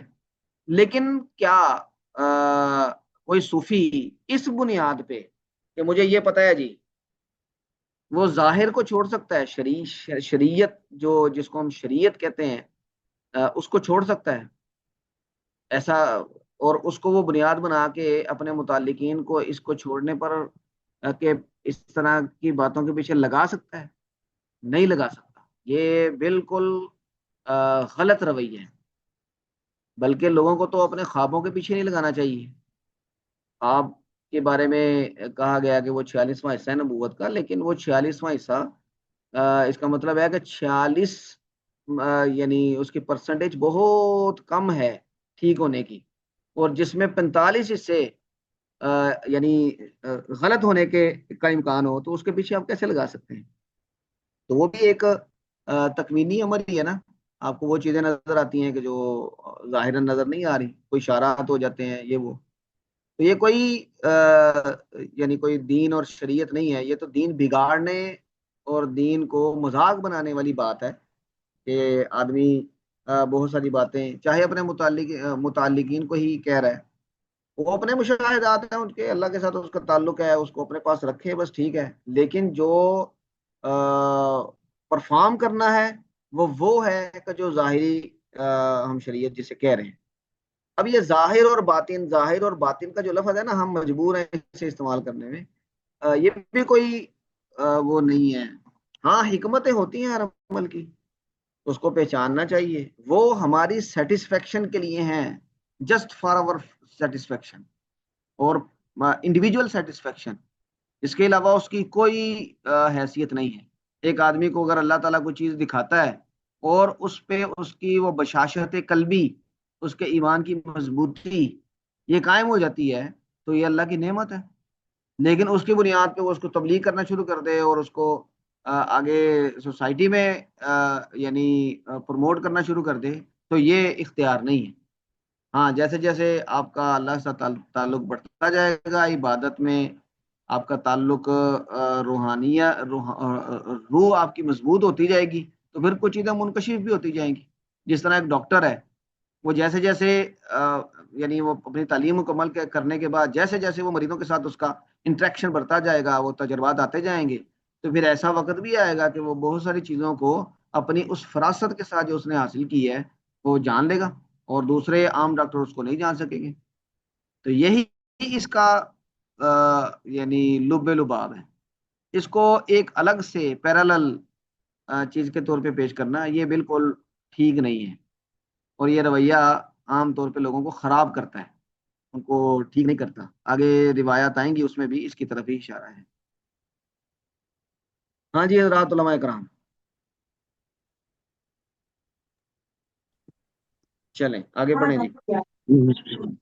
باب الإنسات للعلماء وبه قال حدثنا حجاج قال حدثنا شعبة قال أخبرني علي بن مدرك أن أبي زرعة عن جرير أن النبي صلى الله عليه وسلم قال له في حجة الوداع استنصت الناس فقال لا ترجعوا بعدي كفارا يضرب بعضكم ركاب بعض. الانصات للعلماء یعنی علماء کی بات کو سننے کے لیے لوگوں کو خاموش کروانا۔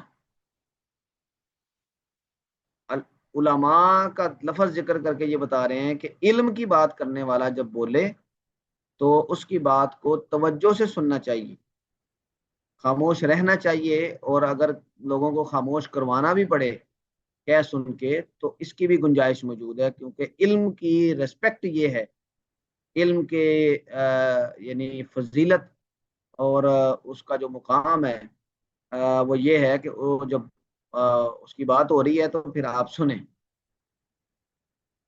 قرآن کریم علم ہے، تو اس لیے قرآن کریم میں بتایا گیا ہے فَإِذَا قُرِئَ الْقُرْآنُ فَاسْتَمِعُوا لَهُ وَأَنصِتُوا، جب قرآن پڑھا جائے یعنی علم کی بات ہو، فَاسْتَمِعُوا پھر خاموش رہو، وَأَنصِتُوا فَاسْتَمِعُوا غور سے سنو، توجہ سے، وَأَنصِتُوا خاموش رہو۔ تو اس کا مطلب ہے کہ جب علماء بات کر رہے ہوں، کوئی عالم بات کر رہا ہو علم کی، تو پھر خاموش کروا دینا یا خاموش رہنا یہ بھی اس علم کے مقام اور مرتبے کو انڈورس کرنے کے لیے، اس کو اس کا اصل مقام دینے کے لیے ضروری۔ تو جریر کہتے ہیں کہ نبی کریم صلی اللہ علیہ وسلم نے قال لہو، ان کو یہ کہا، فی حجۃ الوداع، حجۃ الوداع کے موقع پر، استنصت الناس، لوگوں کو خاموش کرواؤ۔ قالا، جب لوگ خاموش ہو گئے تو پھر آپ صلی اللہ علیہ وسلم نے فرمایا لا ترجعوا بعدی کفارا، میرے بعد کفار نہ ہو جانا، کافر نہ ہو جانا۔ اور کافر ہونے کا مطلب کیا ہے؟ یضرب بعضکم رقاق بعض، تم میں سے بعض دوسروں کی گردنیں اڑانے لگے، گردنیں مارنے لگے، یعنی لڑائی جھگڑا آپس میں شروع کر دو، ایسا نہ کرنا۔ اچھا جی، اگلی روایت وہ روایت ہے جو موسیٰ علیہ السلام اور خضر کا واقعہ ہے۔ تو یہ لمبی روایت ہے، یہ ہم نے پہلے بھی پڑھی ہے، لیکن اس روایت کو اور اس روایت کو پڑھنے کا لطف یہ الگ ہے، اس کو ذرا تفصیلی ہے، اس میں قرآن کریم کی آیات بھی پروئی ہوئی ہیں جگہ جگہ پہ، تو اس لیے ہم اسے پڑھ لیتے ہیں۔ تو میں اس کا ترجمہ کرتا ہوں اطہر صاحب، آپ کی اجازت کے ساتھ عبارت ہم اس کی نہیں پڑھتے، میں ہی پڑھ لیتا ہوں۔ مولانا اطہر ٹھیک صاحب ہو اجازت گیا۔ ہے؟ جی جی اجازت ہے استاد جی۔ جی، باب ما یستحب ویسے اس کی اجازت للعالم، عالم کے لیے کیا مستحب ہے؟ اذا سئل، جب اس سے یہ سوال کیا جائے، ای الناس عالم، کون سا آدمی زیادہ علم رکھتا ہے؟ فیکل العلم الی اللہ، تو وہ سپرد کر دے علم کو اللہ کے۔ یعنی اگر کوئی آدمی کسی کے علم سے متاثر ہو کے، مولانا طارق جمیل صاحب کی جو بند کی کوئی تقریر آپ سنیں تو آپ مسحور ہو جاتے ہیں، تو آدمی پھر ایک تاثر بھی اسے آتا ہے، تو وہ اس تاثر میں اس سے پوچھے کہ سب سے بڑا عالم کون ہے، تو وہ اگر کہیں یعنی وہ حقیقت بھی ہو، اگرچہ کسی کے بارے میں مثلا 10-12 لوگ بیٹھے ہیں، تو ان میں سے کسی کے ان میں سب سے بڑا عالم کون ہے، تو وہ خود ہی کہے ہاں میں سب سے بڑا ہوں، تو یہ ناپسندیدہ بات ہے، اگرچہ اس میں حقیقت بھی کیوں نہ ہو۔ تو حضرت موسیٰ علیہ السلام سے کسی آدمی نے پوچھا اسی طرح متاثر ہو کے، اس میں جو نئی بات ہے وہ حضرت عبداللہ بن عباس سے سعید بن جبیر نے پوچھا کہ قلت لابن عباس، میں نے حضرت عبداللہ بن عباس کو کہا، ان نوفا البکالیہ، نوف البکالی یہ کہہ رہے ہیں کہ جو قرآن کریم میں موسیٰ ہیں خضر کے واقعے میں، وہ موسیٰ بن بنی اسرائیل کے موسیٰ نہیں ہے، بلکہ وہ موسیٰ بن میشا ہے۔ یہ موسیٰ بن میشا کے نام کے ایک آدمی تھے، یہ یوسف علیہ السلام کی اولاد میں سے تھے، ان کے پوتے تھے یا نواسے تھے، تو وہ بھی یعنی یوسف علیہ السلام کی اولاد میں بزرگ تھے۔ تو وہ کہتے ہیں کہ یہ واقعہ موسیٰ علیہ السلام کے ساتھ پیش نہیں آیا، بلکہ اس موسیٰ کے ساتھ پیش آیا۔ یہ نوف بکالی یہ تابعی ہیں، لیکن ان کا یعنی غلط فہمی ہو گئی انہیں، تو حضرت عبداللہ بن عباس نے پھر اس پہ پکڑ کی، قالا، انہوں نے کہا، کذب عدو اللہ، اس اللہ کے دشمن نے جھوٹ بولا۔ حالانکہ یہ نوف بکالی یہ نیک آدمی ہے، تو حضرت عبداللہ بن عباس ان کو کہہ رہے ہیں، تو اس کا مطلب یہ ہے کہ اگر اپنے سے چھوٹے کو سخت الفاظ میں بھی ڈانٹ دیا جائے تو اس کی گنجائش ہوتی ہے، تو اس کو برداشت کرنا چاہیے۔ تو عدو اللہ کہا، اللہ کا دشمن، تو یہ عام تھا، یہ لفظ عام ہے، یعنی کسی شرارت کے کام میں، یا کہ کوئی آدمی پڑا ہو تو وہ کہتا ہے آپ کیا کر رہے ہو اللہ کا دشمن، عدو اللہ. تو یہ اس کو اس تناظر میں دیکھنا چاہیے کہ وہ گویا کہ ڈانٹ رہے ہیں. تو پھر حضرت عبداللہ بن عباس نے یہ واقعہ پورا بیان کیا. کہا ابی بن کعب ہم سے روایت ہمیں بتاتے ہیں، ہمیں بتایا نبی کریم صلی اللہ علیہ وسلم سے کہ موسیٰ علیہ السلام قام موسیٰ النبی، قام موسیٰ کھڑے ہوئے. کون سے موسیٰ؟ النبی. تو گویا کہ یہ وضاحت آ گئی کہ وہ بنی اسرائیل کے موسیٰ ہی ہیں. خطیباً فی بنی اسرائیل، انہوں نے بنی اسرائیل میں خطبہ کیا. ان سے پوچھا گیا کون سا لوگوں میں سے کون سب سے زیادہ علم والا ہے؟ تو انہوں نے کہا انا عالم، میں سب سے زیادہ علم والا ہوں. فاتب اللہ علیہ، اللہ تبارک و تعالیٰ نے اس پر عتاب کیا، یعنی اللہ کو یہ بات پسند نہ آئی. کیوں؟ اذ لم يرد العلم الیہ، انہوں نے علم کو اللہ کی طرف نہیں لوٹایا. جب سب سے زیادہ علم کی بات آ رہی ہے تو پھر یہ کہنا چاہیے تھا کہ اللہ ہی سب سے بڑا عالم ہے. تو اگرچہ لوگوں میں اس وقت یہ حقیقت تھی کہ موسیٰ علیہ السلام وقت کے نبی تھے، تو ظاہری بات ہے کہ علم بھی انہی کے پاس زیادہ ہے. تو لیکن اپنی ذات کی طرف اس طرح کا کوئی جملہ عالم کو منسوب نہیں کرنا چاہیے، بلکہ عاجزی کا اظہار کرنا چاہیے. فَأَوْحَى اللَّهُ إِلَيْهِ، پھر اللہ تعالیٰ نے اس پہ تھوڑا سا کھچائی بھی کی. انہوں نے کہا کہ ان عبدا من عبادی، میرے بندوں میں سے ایک بندہ ایسا ہے بمجمع البحرین، مجمع البحرین میں، ہوا عالم منک، وہ آپ سے زیادہ علم والا ہے.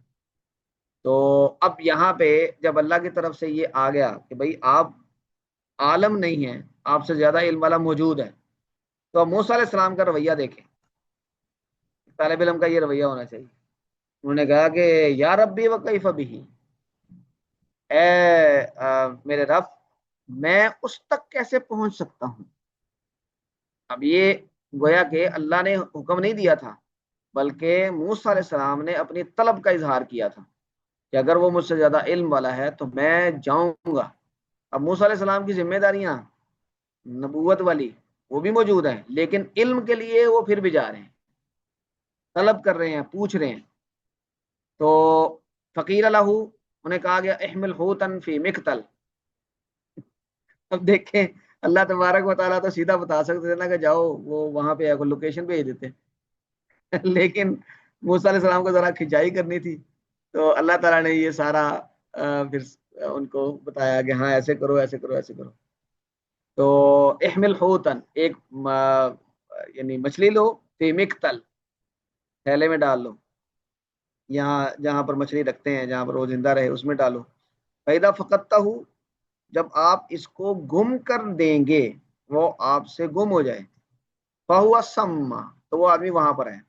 اس کا مطلب ہے کہ ڈھونڈو، یہ راستہ ہے اس طرف جاؤ، اور جہاں پر مچھلی گم ہو جائے گی تو وہاں پر تلاش کرو. ثُمَّ فَانْطَلَقَ وَانْطَلَقَ بِفَتَاهُ، ہاں وہ چلے اور اپنے ایک نوجوان کو ساتھ لے کر، یوشع بن نون، ان سے ساتھ لے کر گئے، گویا کہ اپنے شاگرد کو ساتھ لے کر گئے. وَحَمَلَ حُوتًا فِي مِقْتَلٍ، مچھلی لی، حَتَّىٰ كَانَ عِنْدَ الصَّخْرَةِ، وہ ایک چٹان کے پاس پہنچے. وَوَضَعَ رُؤُوسَهُمَا وَنَامَا، انہوں نے اپنے سر رکھے اور سو گئے.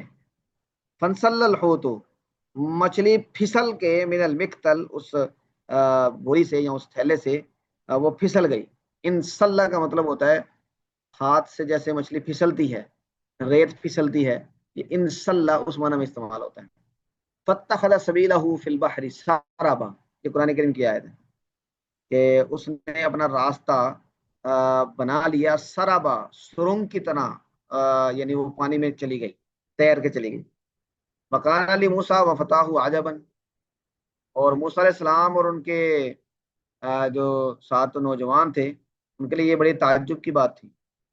فَانْطَلَقَا بَقِيَّةَ لَيْلَتِهِمَا وَيَوْمِهِمَا، وہ دونوں چلتے، اب ان کو پتہ نہیں چلا کہ یہ مچھلی چلی گئی ہے، دونوں تو سوئے ہوئے تھے. تو وہ اپنی باقی رات اور سارا دن یہ چلتے رہے. فلما اصبح، صبح ہوئی تو قال موسیٰ لفتاہ، موسیٰ نے اپنے شاگرد کو کہا کہ آتینا غداءنا، لاؤ کو ناشتہ واشتہ. لقد لقینا من سفرنا ھذا نصبا، یہ قرآن کریم کی آیت ہے. ہم ملے ہیں ہمارے اس سفر میں نصباً تھکاوٹ. اب اس سے پہلے جہاں پر مچھلی انسل الحوت نہیں ہوا تھا ابھی، تو وہاں تک تھکاوٹ نہیں ہوئی تھی، لیکن ابھی وہ تھکاوٹ بھی محسوس کر رہے ہیں. اچھا، یہ سفرنا ھذا، یہ وہی مثال ہے اشارہ مشار الیہ کی، کہ جب مشار الیہ مرکب اضافی ہو تو وہ مقدم ہوتا ہے اور اس میں اشارہ مؤخر ہوتا ہے. من سفرنا ھذا ولم یجد موسیٰ مسا من النصب، موسیٰ علیہ السلام نے تھکاوٹ محسوس نہیں کی تھی. مسن یعنی تھکاوٹ کو نہیں ٹچ کیا تھا، تھکاوٹ انہیں محسوس نہیں ہوئی تھی.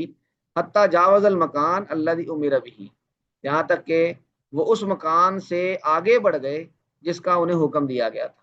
فقال لہ فتاہ، ان کے جو شاگرد تھے انہوں نے کہا ارأیت اذ اوینا الی الصخرۃ فانی نسیت الحوت، یہ قرآن کریم کی آیت ہے. کیا آپ نے دیکھا کہ جب ہم اس چٹان پر ٹھکانہ بنائے ہوئے تھے تو میں مچھلی بھول گیا، یعنی میں اس کا دھیان نہیں رکھ سکا. تو قال موسیٰ، موسیٰ نے کہا ذالک ما کنا نبغی، یہی تو وہ جگہ ہے جس کو ہم تلاش کر رہے ہیں. فقال لہ فتاہ، انہوں نے کہا ارأیت نا فرتدا علی آثارہما قصصا، پھر وہ دونوں واپس پلٹے اپنے آثار قدم کی پیروی کرتے ہوئے. قصصا کا مطلب یہاں پہ اس کو دیکھتے ہوئے اس کے ساتھ ساتھ. فلما انتہیا الی الصخرۃ، جب وہ دوبارہ اسی چٹان کے پاس پہنچے، اذن رجل مسجن بثوب او قال تسجى بثوبہ، کہ اچانک ان کو ایک آدمی ملا جو اپنے کپڑے کو مسجا، مسجا کا مطلب ہوتا ہے کہ اپنے اوپر اوڑے ہوئے تھا، یعنی اپنے چہرے پر اوڑ کر لیٹا ہوا تھا. تسجا بثوبہ، اس نے اپنے یعنی اوڑا ہوا تھا اپنے کپڑے کو. فسلم موسیٰ، موسیٰ نے سلام کیا. فقال الخضر، خضر نے کہا انا بارضک السلام. یہ مولانا تاجمل صاحب نے یہ واقعہ بیان کیا ہے تو وہ اس پہ بڑا دلچسپ منظر کشی کرتے ہیں. کہتے ہیں کہ بغیر کپڑا ہٹائے خضر نے بڑی بے نیازی سے کہا کہ یہاں پر کون سلام کرنے آ گیا. قال انا موسیٰ، موسیٰ علیہ السلام نے کہا کہ میں موسیٰ ہوں. تو انہوں نے کہا اچھا موسیٰ بنی اسرائیل کے موسیٰ. تو وہ کہتے ہیں کہ یہ سب خضر کی طرف سے ایک قسم کی جو استادانہ بے نیازی ہوتی ہے نا، اس کا اظہار ہو رہا ہے. ظاہر بات ہے اللہ نے بھیجا تھا تو خضر کو بھی تو کچھ کہا ہی ہوگا. تو قال نعم، قال هل اتبعك على ان تعلمني مما علمت رشدا. اب یہ موسیٰ علیہ السلام کی طرف سے اظہار ہے، طلب ہے اور درخواست ہے. اب یہ وقت کا نبی ہے اور کتنے کیسے مؤدب الفاظ میں یعنی ان سے درخواست کر رہے ہیں، کیا میں آپ کے پیچھے آ سکتا ہوں، اعلیٰ اس شرط پہ ان تعلمنی، کہ آپ مجھے سکھائیں، مما علمتا، وہ علم جو آپ کو سکھایا گیا، رشدن یعنی وہ رشد، وہ ہدایت کہ جو آپ کو سکھائی گئی ہے، تو آپ کیا مجھے اپنے پیچھے آنے دیں گے. اب یہ درخواست ہے. انہوں نے پھر بے نیازی کا اظہار کیا، انک لن تستطیع معی صبر، کہ تم میرے ساتھ استطاعت نہیں رکھتے میرے ساتھ صبر کرنے کی.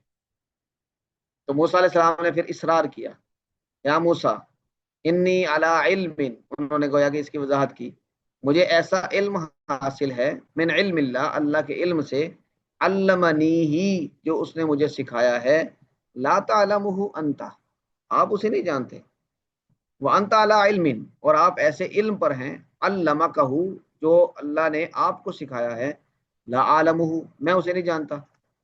اب میں جو کام کروں گا تو آپ کو اعتراض پیدا ہوگا اپنے علم کی ڈومین کی حد تک، تو آپ کی بات میں نہیں مانوں گا، کیونکہ مجھے جو پتا ہے میں اس کے مطابق کروں گا۔ تو موسیٰ علیہ السلام نے یعنی اصرار کیا، ستجدنی انشاء اللہ صابرا ولا اعصی لک امرا۔ اب اللہ کا نبی ہے اور وہ اس کی اتباع، ان کی اتباع کی حامی بھر رہے ہیں کہ میں انشاءاللہ صبر کروں گا، آپ مجھے صبر کرنے والا پائیں گے، اور میں آپ کے کسی معاملے میں خلاف ورزی نہیں کروں گا۔ انہوں نے کہا چلو پھر آ جاؤ۔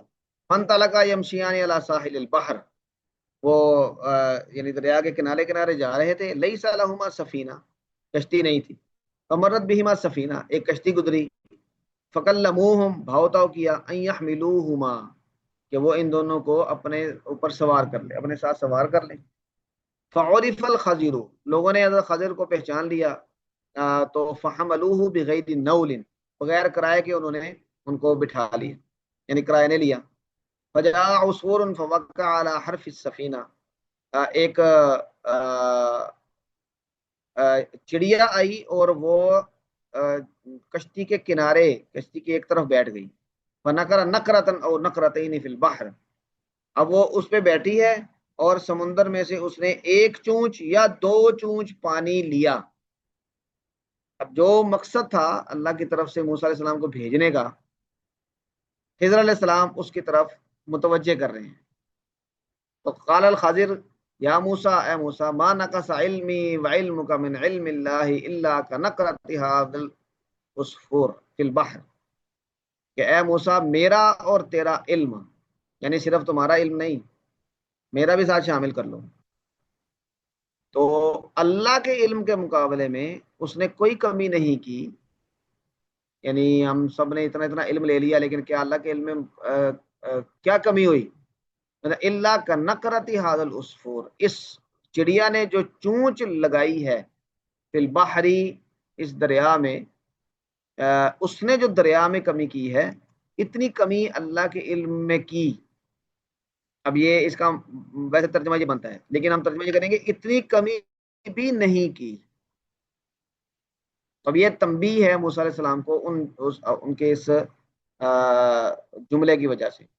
فعمد الخضر الی لوح من الواح سفینہ، تو خضر نے کشتی کے تختوں میں سے ایک تخت کا عمد کیا، یعنی اس کے پاس گئے، فنزعہ، اور اس کو اکھاڑ دیا۔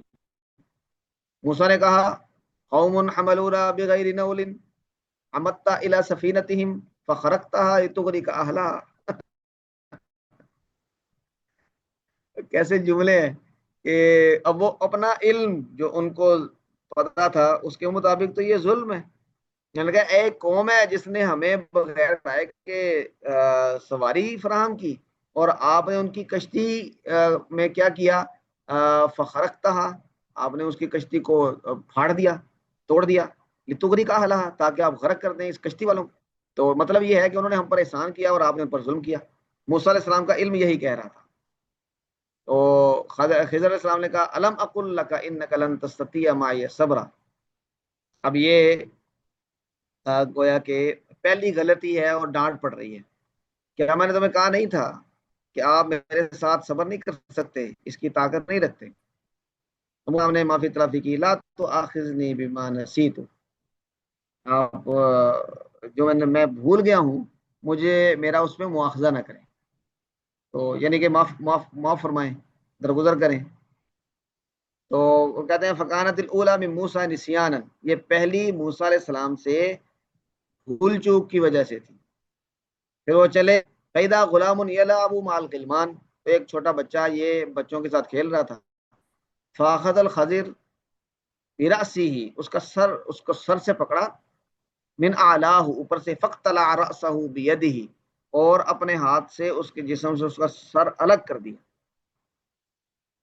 فقال موسیٰ، اب یہ اس سے بھی بڑا چکر تھا، تو موسیٰ علیہ السلام نے کہا اقتلت نفسا زکیۃ بغیر نفس، کیا آپ نے بغیر کسی جان کے ایک پاکیزہ جان کو قتل کر دیا؟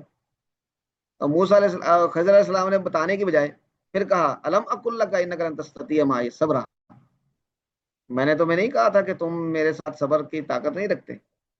تو ابن عیینہ کہتے ہیں ھذا اوقد، یہ جو دوسرا جملہ ہے یہ پہلے جملے سے زیادہ سخت ہے، کیونکہ اس میں الفاظ زیادہ ہیں۔ پہلے میں تھا الم اقل لکا انک لن تستطیع معی صبرا،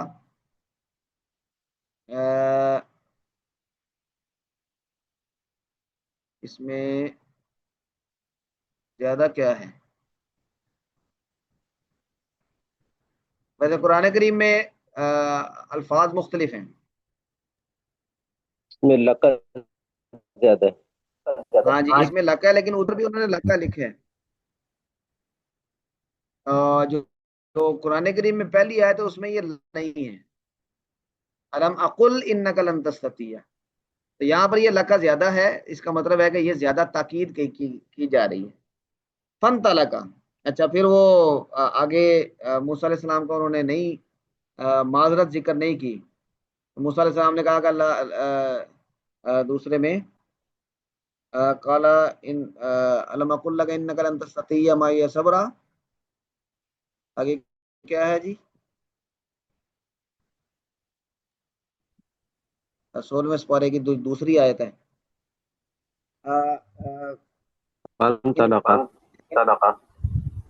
ہاں نہیں، اس میں جو معذرت کے قال ان سألتک، ہاں ان سألتک عن شیء بعدها فلا تصاحبنی، اگر میں اس کے بعد آپ سے کوئی سوال پوچھوں تو پھر یعنی میرا عذر ختم ہو گیا، 2 غلطیاں تو ہو گئی ہیں، تیسری غلطی کروں گا تو پھر آپ مجھ سے اپنے ساتھ نہ رکھیں۔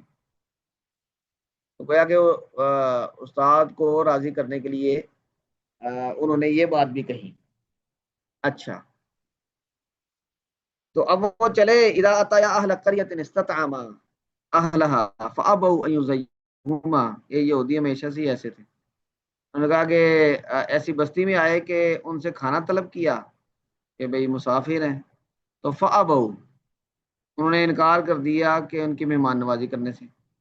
فوجد فیہا جدارا، ایک دیوار تھی، یرید ان ينقض، گرنے والی، فاقامہ، اس کو سیدھا کر دیا۔ قال الخضر بیدہ فاقام، وہ کہتے ہیں جو خضر علیہ السلام تھے اپنے ہاتھ سے ان کو سیدھا کیا۔ اب موسیٰ علیہ السلام نے کہا لو شئت لاتخذت علیہ اجرا، انہاں سانو روٹی نہیں کھوائی، تسی انہاں دی دیوار سیدھی کرن دے ہو، تو اس سے کوئی پیسے پوسے لے لیتے، کوئی روٹی تو کھاتے۔ تو وہ خضر علیہ السلام نے کہا ہاذا فراق بینی و بینک، بس اب یہیں تک ہے۔ تو پھر انہوں نے وہ سارا قرآن کریم میں واقعہ ہے کہ وہ بتایا کہ بھئی یہ اس لیے کیا تھا، یہ اس لیے کیا۔ تو آپ صلی اللہ علیہ وسلم فرمایا یرحم اللہ موسیٰ، اللہ موسیٰ پر رحم کرے، لوددنا، ہم چاہتے تھے، لو صبر، اگر وہ صبر کرتے، حتی یقص علینا من امرہما، یہاں تک کہ ان کا جو معاملہ تھا وہ ذرا مزید قصہ لمبا ہوتا، لو صبر۔ تو یہ واقعہ ہے، اور اس پہ امام بخاری نے جو باب باندھا ہے یہ ہے کہ جب کسی عالم سے یہ پوچھا جائے کہ کون بڑا عالم ہے تو وہ اپنے آپ کو بڑا کہنے کی بجائے اللہ کی طرف علم کی نسبت کرے اور عاجزی کا اظہار کرے۔ علماء کی جو بڑی بیماریاں ہیں ان میں ایک احساس برتری ہے، تکبر ہے، اور اس کی بہت ساری شکلیں ہیں۔ عاجزی کی شکل میں بھی تکبر ہوتا ہے۔ تھانوی صاحب نے ایک جگہ پہ لکھا ہے کہ اگر کوئی آدمی یہ کہتا ہے کہ یعنی میں تو سگے مدینہ ہوں یا اس طرح کا کوئی لفظ کہتا ہے تو اس کے عاجزی کا اور اس کے تکبر کا پتہ تب چلے گا کہ جب کوئی اس کو سگے مدینہ کہے تو کہ ہاں بھائی سگے مدینہ کیا حال ہے، تو پھر اس کی جو حالت ہے وہ بتائے گی کہ یہ واقعتاً یعنی دل سے کہہ رہا تھا کہ یہاں بس وہ ایکٹنگ ہو رہی تھی۔ تو عام طور پہ ایکٹنگ ہی ہوتی ہے۔ ہمارے استاد خیر المدارس میں ہم پڑھتے تھے تو وہاں پہ مولانا عابد صاحب بڑے نیک اللہ والے آدمی تھے اور بڑے کھلے کھلے مزاج کے تھے. تو وہ کہتے ہیں کہ انہوں نے ایک واقعہ سنایا. کہتے ہیں کہ اگر ایک بزرگ تھے وہ بڑا رومال لٹکا کے نا چلا کرتے تھے. تو یہ ایک قسم کا تکلف لگتا ہے کہ جب سب لوگ کھلے چہرے کے ساتھ ہوں، ایک بندے نے رومال لٹکایا ہو تو وہ جا رہا ہو. کہتے ہیں گلی سے گزر رہے تھے تو ایک خاتون نے دروازے سے جب دیکھا تھا کہا ان کو کہا ریاکار نہ ہو. تو کہتے ہیں کہ وہ بزرگ اللہ والے لوگ تھے. انہوں نے رک کے کہا کہ مجھے اس عورت نے صحیح پہچانا ہے. گویا کہ اپنی عاجزی کا اظہار کیا.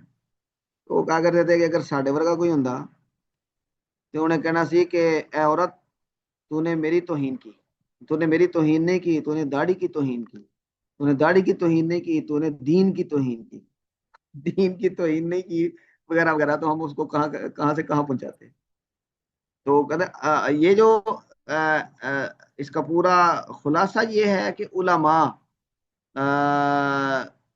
انما یخشى اللہ من عباده العلماء، یہ جو خشیت والی صفت ہے یہ باقی رہنی چاہیے، یہ پیدا ہونی چاہیے علم کے وجہ سے، اور پھر اس کی بنیاد پہ عاجزی کا اظہار یہ بھی ہونا چاہیے. ہاں جی سسٹر عائشہ آپ کا ہاتھ کھڑا ہے، فرمائیں. السلام علیکم ورحمۃ وعلیکم السلام. آپ کی آواز بہت کم آ رہی ہے. اللہ.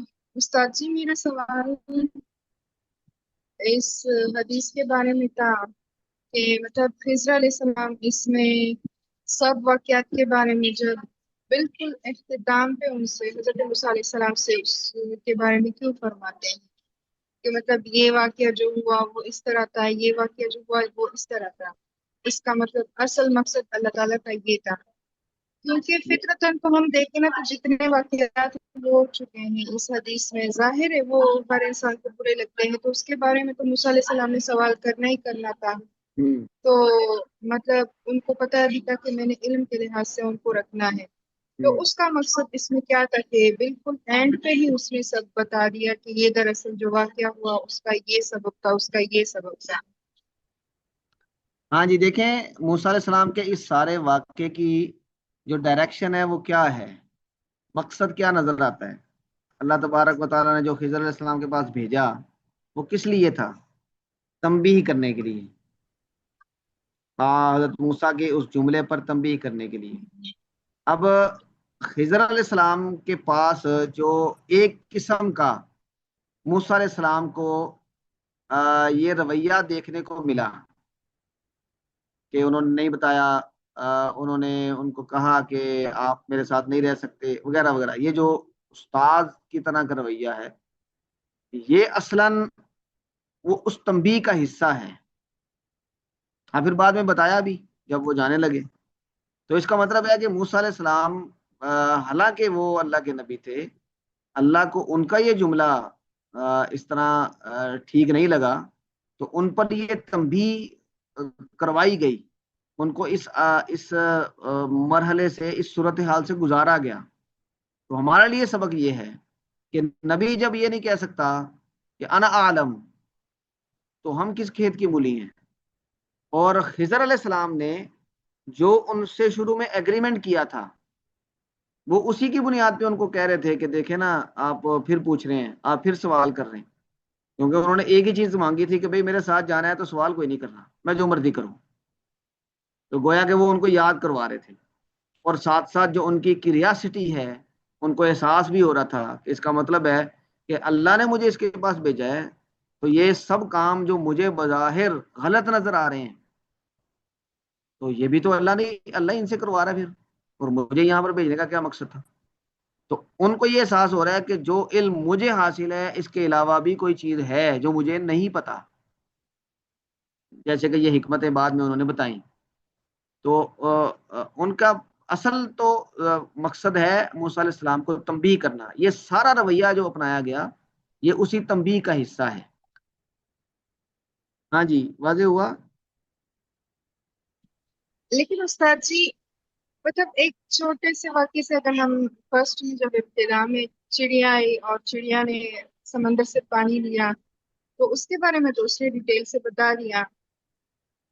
फिर आगे जी जब ये वाकयात होने लगे तो उसके बारे में मतलब क्या उसमें एक चीज ये भी शामिल थी कि वो अल्लाह ताला उसको सब्र सिखाना चाहते थे, या फिर हाँ मतलब वक्ती तौर पर हिकमत नहीं बताना चाहते थे, एंड पे बताना चाहते थे।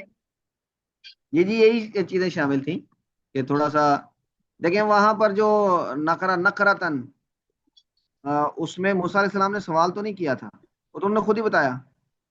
तो इसका मतलब है कि जो शुरू में एग्रीमेंट हुआ था उसकी खिलाफ वर्जी नहीं हुई, और वो हिस्सा उसी का है, तंबी का ही। आगे मूसा अलैहिस्सलाम ने जब सवाल किया, इतराज किया, तो उसमें उन्होंने कहा कि भाई मेरे साथ रहना है, अल्लाह ने भेजा है, मेरे साथ रहना है, तो फिर मेरी शराइत पे। तो हमारे लिए ये भी सबक है कि अगर किसी उस्ताद के पास जाएं तो उसके मिजाज को उसका ख्याल रखें, उसके साथ अगर रहना है, उसके इल्म का अगर आपने फ़ायदा लेना है तो अल्लाह ताला ये सब चीज़ें मूसा अलैहि सलाम को बतौर तंबीह के ही इससे गुजार रहे थे। अच्छा जी। अ, जज़ाकल्लाह खैर। अल्लाह ताला आपको खुश रखे। हमने ये मुकम्मल करना है जी आज इंशाअल्लाह। इसमें दो तीन बातें हैं ज़रा ज़्यादा जिस पे बात करेंगे, बाकी कुछ चीज़ें जर्नल हैं, उसकी हम इबारत पढ़ के मुख्तसर सा तर्जुमा करेंगे। तो मौलाना अतर साहब बिस्मिल्लाह करें जी।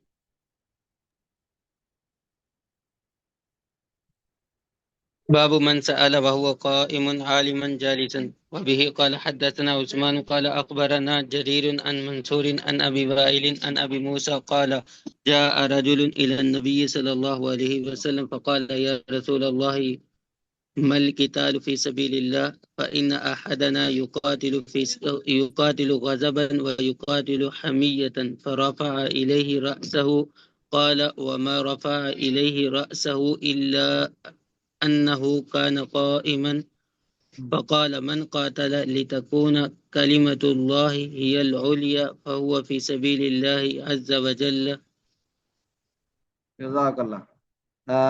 बाब है कि जिससे सवाल पूछा जाए और सवाल वहुवा काइमुन, वो खड़ा है, आलिमन जालिसन, और सवाल किससे पूछ रहा है? उस आलिम से जो बैठा हुआ है। अब इसका मतलब है कि खड़े खड़े भी सवाल पूछा जा सकता है, खड़े हो के सवाल पूछा जा सकता है, ये कोई बेअदबी में शुमार नहीं होता। आप सल्लल्लाहु अलैहि वसल्लम के पास एक आदमी आए और उन्होंने फरमाया, कहा ए अल्लाह के रसूल, मल किताल फी सबिलिल्लाह, अल्लाह के रास्ते में किताल किसे कहते हैं? और फिर उन्होंने दो तीन मिसालें दी कि हम फ़इन्न अहदना युकातिलु गज़बन, हम में से कोई एक गुस्से की वजह से लड़ता है, और वह युकातिलु हमियतन, वो किसी हमियत की वजह से, असबियत की वजह से लड़ता है। फरफा इलैहि रअसहु, आप सल्लल्लाहु अलैहि वसल्लम ने उनकी तरफ ऐसे सर उठाया। तो काला, रावी कहते हैं वमा रफा इलैहि रअसहु इल्ला अन्नहु काइम, आपने उनकी तरफ उसकी तरफ सर नहीं उठाया मगर इसलिए कि वो खड़े थे, यानी साइल खड़ा था और मुजीब उस्ताद वो बैठे थे। तो काला, आपने फरमाया मन कातला लितकून कलिमतुल्लाहि अल-उलिया, अगर असबियत की वजह से या गुस्से की वजह से या किसी जाती इनाद की वजह से किसी ने लड़ाई की है तो वो जिहाद फी सबिलिल्लाह नहीं होगा। जिहाद कौन सा है? कि जिसने अल्लाह के कलमे को बुलंद करने के लिए लड़ाई की, फहुवा फी सबीलिल्लाह, तो वो किताल फी सबीलिल्लाह है। तो आपने उसको ये जवाब दिया। हाँ जी, अगली रिवायत पढ़ें। उस्ताद जी, जी इसमें जी मतलब जो लोग ले ले मुस्लिम, तो जाहिर है आजकल तो मुसलमानी की खातिर कोई भी दीन की खातिर तो नहीं लड़ता। हर कोई, या आप ले लेके पाकिस्तान है क्या, पाकिस्तानी की खातिर लड़ रहा है, या फिर ऐसा कोई दूसरा मुल्क, तो उसको हम किस चीज में शामिल करेंगे? हाँ जी, देखें पैसे आप की खातिर। सल्लल्लाहु, जी जी, आप सल्लल्लाहु अलैहि वसल्लम से जो सवाल पूछा गया है उसमें जो मिसाल दी गई है, आप सल्लल्लाहु अलैहि वसल्लम ने उससे, उस मिसाल की वजह से ये जुमला इरशाद फरमाया, वगरना جب آپ اللہ کے لیے بھی لڑائی کرتے ہیں تو غصہ، حمیت، یہ وہ سب جذبات اس میں بھی شامل ہوتے ہیں. بالکل اپنے آپ کو خالص اس لیے کر دینا یہ کوئی یعنی کوئی آسان کام نہیں ہے. یہ سب چیزیں اس میں شامل ہوتے ہیں، لیکن غلبہ کس چیز کا ہونا چاہیے؟ وہ اللہ کے دین کلمے کو بلند کرنے کا. مثلا اگر ہمارا اسرائیل کے ساتھ جنگ لگ جائے تو جہاں پر بیت المقدس اور یہودیوں کا کے ساتھ اللہ کے دین کو بلند کرنے کا جذبہ ہوگا، وہاں پر اس وقت جو وہ خباثت کر رہے ہیں اس کا پورا غصہ بھی شامل ہوگا، اور ہو سکتا ہے کہ اس سے جوش بھی بڑھے، اس غصے کی وجہ سے اس میں کارکردگی میں اضافہ بھی ہو، اس میں آدمی شجاعت اور بہادری کا زیادہ مظاہرہ بھی کرے. یہ سب چیزیں ساتھ چلتی ہیں. لیکن اگر کوئی آدمی صرف اپنے ضد کو اور غصے کو پورا کرنے کے لیے لڑ رہا ہے اور اس کو جہاد کا نام دے رہا ہے، یہ درست نہیں ہے. حدیث کا یہ مطلب ہے. ہاں جی.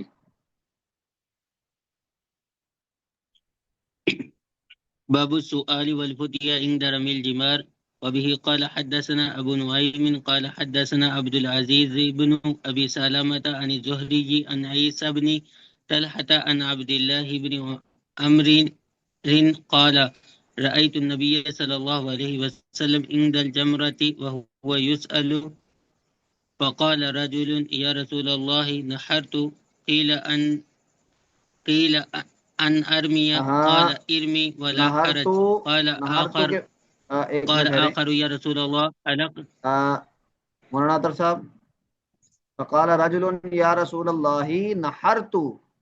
جی اس استاد جی. کا یہ کیا ہے؟ کیلا نہیں ہے، قبلہ ہے.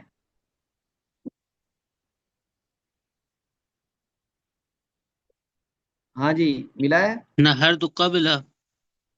ہاں جی، قبلہ.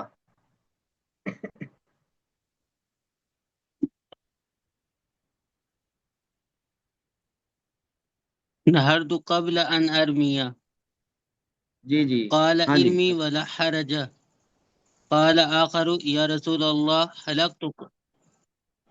حلقت قبل أن أنحر ہاں قال جی. انحر ولا حرج. فما ہوں. سئل عن شيء قدم ولا أخر إلا قال افعل ولا حرج. افعل ولا حرج. یہ حج کے ایام میں ترتیب قائم رکھنے یا نہ رکھنے کا مسئلہ تھا. احناف کے ہاں ترتیب قائم رہنی چاہیے، اور دیگر ائمہ اس روایت سے استدلال کر کے اس ترتیب کے یعنی ضروری ہونے کے قائل نہیں ہیں. تو ان کا استدلال یہی ہے افعل ولا حرج. یہ روایت پہلے بھی گزری ہے کہ آپ صلی اللہ علیہ وسلم سے یہ سوال پوچھا گیا تو آپ نے ہر تقدیم و تاخیر پر یہ فرمایا افعل ولا حرج. اس میں ہم نے تھوڑی سی بات بھی کی. تو یہ روایت وہی والی روایت ہے. ہاں جی، آگے چلیں جی.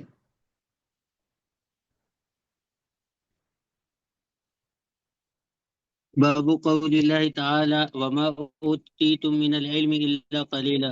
وبه قال حدثنا قيس بن حفص قال حدثنا عبد الواحد قال حدثنا الأعمش سليمان عن إبراهيم عن علقمة عن عبد الله قال بين أنا أمشي مع النبي صلى الله عليه وسلم في قرب المدينة وهو يتوكأ على عسيب معه فمر بنفر من اليهود فقال بعضهم لبعض سألوه عن الروح وقال بعضهم لا تسألوه لا يجيء فيه بشيء تكرهونه فقال بعضهم لنسألنه فقام رجل منهم فقال يا أبا القاسم ما الروح فسكت فقلت إنه يوحى إليه فقمت فلما إن جلى عنه فقال ويسألونك عن الروح قل الروح من أمر ربي وما أوتوا من العلم إلا قليلا.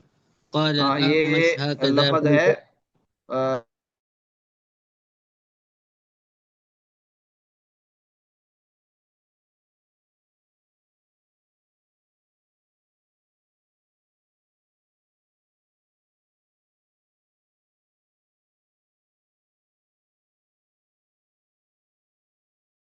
بتا رہے ہیں हागदा फी किराअतिना वमा ऊतू, आमश कहते हैं हमारी किरात में ऐसे था, लेकिन हमारी जो हम जो किरात पढ़ते हैं उसमें वमा ऊती तुम है। ठीक है। अच्छा जी, ये वमा ऊती तुम मिनल इल्म इल्ला कलीला, जो भी पढ़ ले बंदा, जितनी मर्जी बड़ी डिग्री ले ले या जितना मर्जी बड़ा मुताला कर ले, इल्म तो थोड़ा ही है। ये ऐसा खजाना है कि ये जितना भी आ जाए थोड़ा ही होता है। एक बड़े आलिम है, वो फरमाया करते थे कि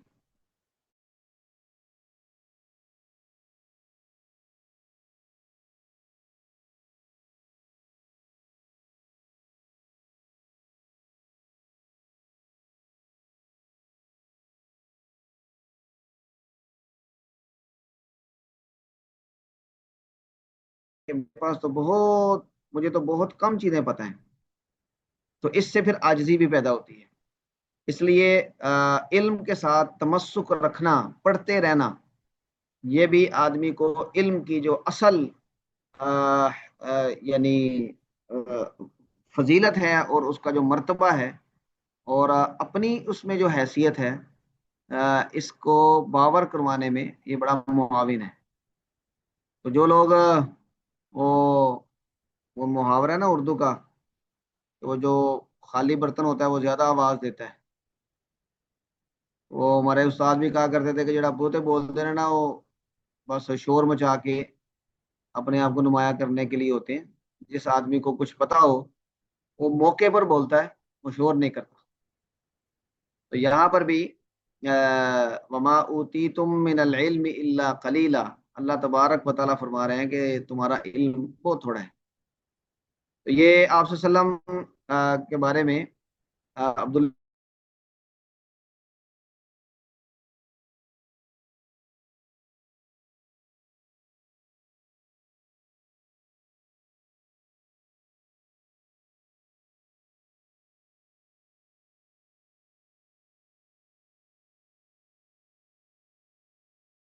खजूर की टहनी को, तो आप सहारा ले रहे थे खजूर की एक टहनी के साथ जो कि आपके साथ थी। फमर्रा बिनफरिम मिनल यहूद,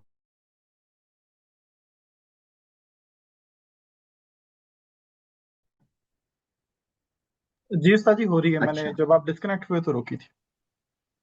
अच्छा जी, ठीक है।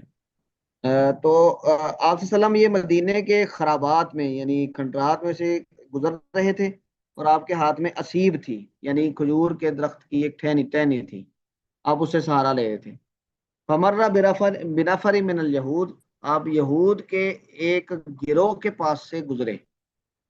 उनमें से बाज ने बाज को कहा, इनसे रूह के बारे में सवाल करो, रूह क्या होती है। तो बाज ने कहा कि ला तसअलूहु, ना पूछो इनसे कुछ, ला यजीउ फीही बिशैइन तकरहूनहु, वो ना, ताकि वो ना लाएं इस हवाले से कोई ऐसी चीज जिसको तुम नापसंद करो। यानी आप सवाल करोगे, आप सवाल तो इसलिए करोगे कि ये लाजवाब हो, यहूद का सवाल करने का मकसद ये था।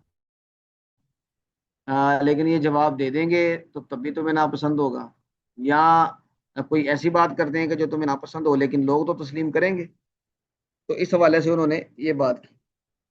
लेकिन बाज ने कहा कि हम जरूर सवाल करेंगे। तो एक आदमी उठा और उसने कहा, या अबल कासिम मर रूह, रूह क्या होती है। तो आप खामोश रहे। फकुल तो मैंने कहा अपने दिल में, इन्नहु यूहा इलैहि, अब इन पर वही नाजिल हो रही है। फकुम तो फिर मैं भी खड़ा हो गया। फलम्मन जला अनहु, जब ये कैफियत आपसे दूर हुई तो आपने फरमाया, यस अलूनका अनिर रूह, ये आपसे सवाल पूछते हैं रूह के बारे में। आप कहते हैं कि अर्रूह मिन अमरी रब्बी, रूह मेरे रब का हुक्म है। जब तक ये हुक्म है, जिस्म हरकत कर रहा है इस हुक्म की वजह से, जब ये हुक्म अल्लाह वापस खींच लेगा तो फिर ये जिस्म हरकत नहीं करेगा, रूह प्रवास कर जाएगी। तो अब इसकी हकीकत क्या है इस हुक्म की, तो इसको जानने के लिए तुम्हारे पास इल्म बहुत थोड़ा है। ये अब तुम इसकी हकीकत तक, इसकी कुन गहराई तक तुम नहीं पहुंच सकते। तो आगे अल्लाह ताला ने साथ ये भी कह दिया। आमश कहते हैं, हाकदा फी किराअतिना, हमारी किरात में ऊ तू ही है, ऊ ती तुम नहीं है। ہاں جی، آگے چلیں جی.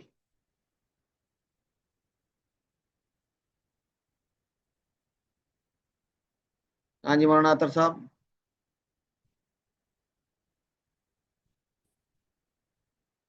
یا شیخ اطہر، آپ کا مائک بند ہے.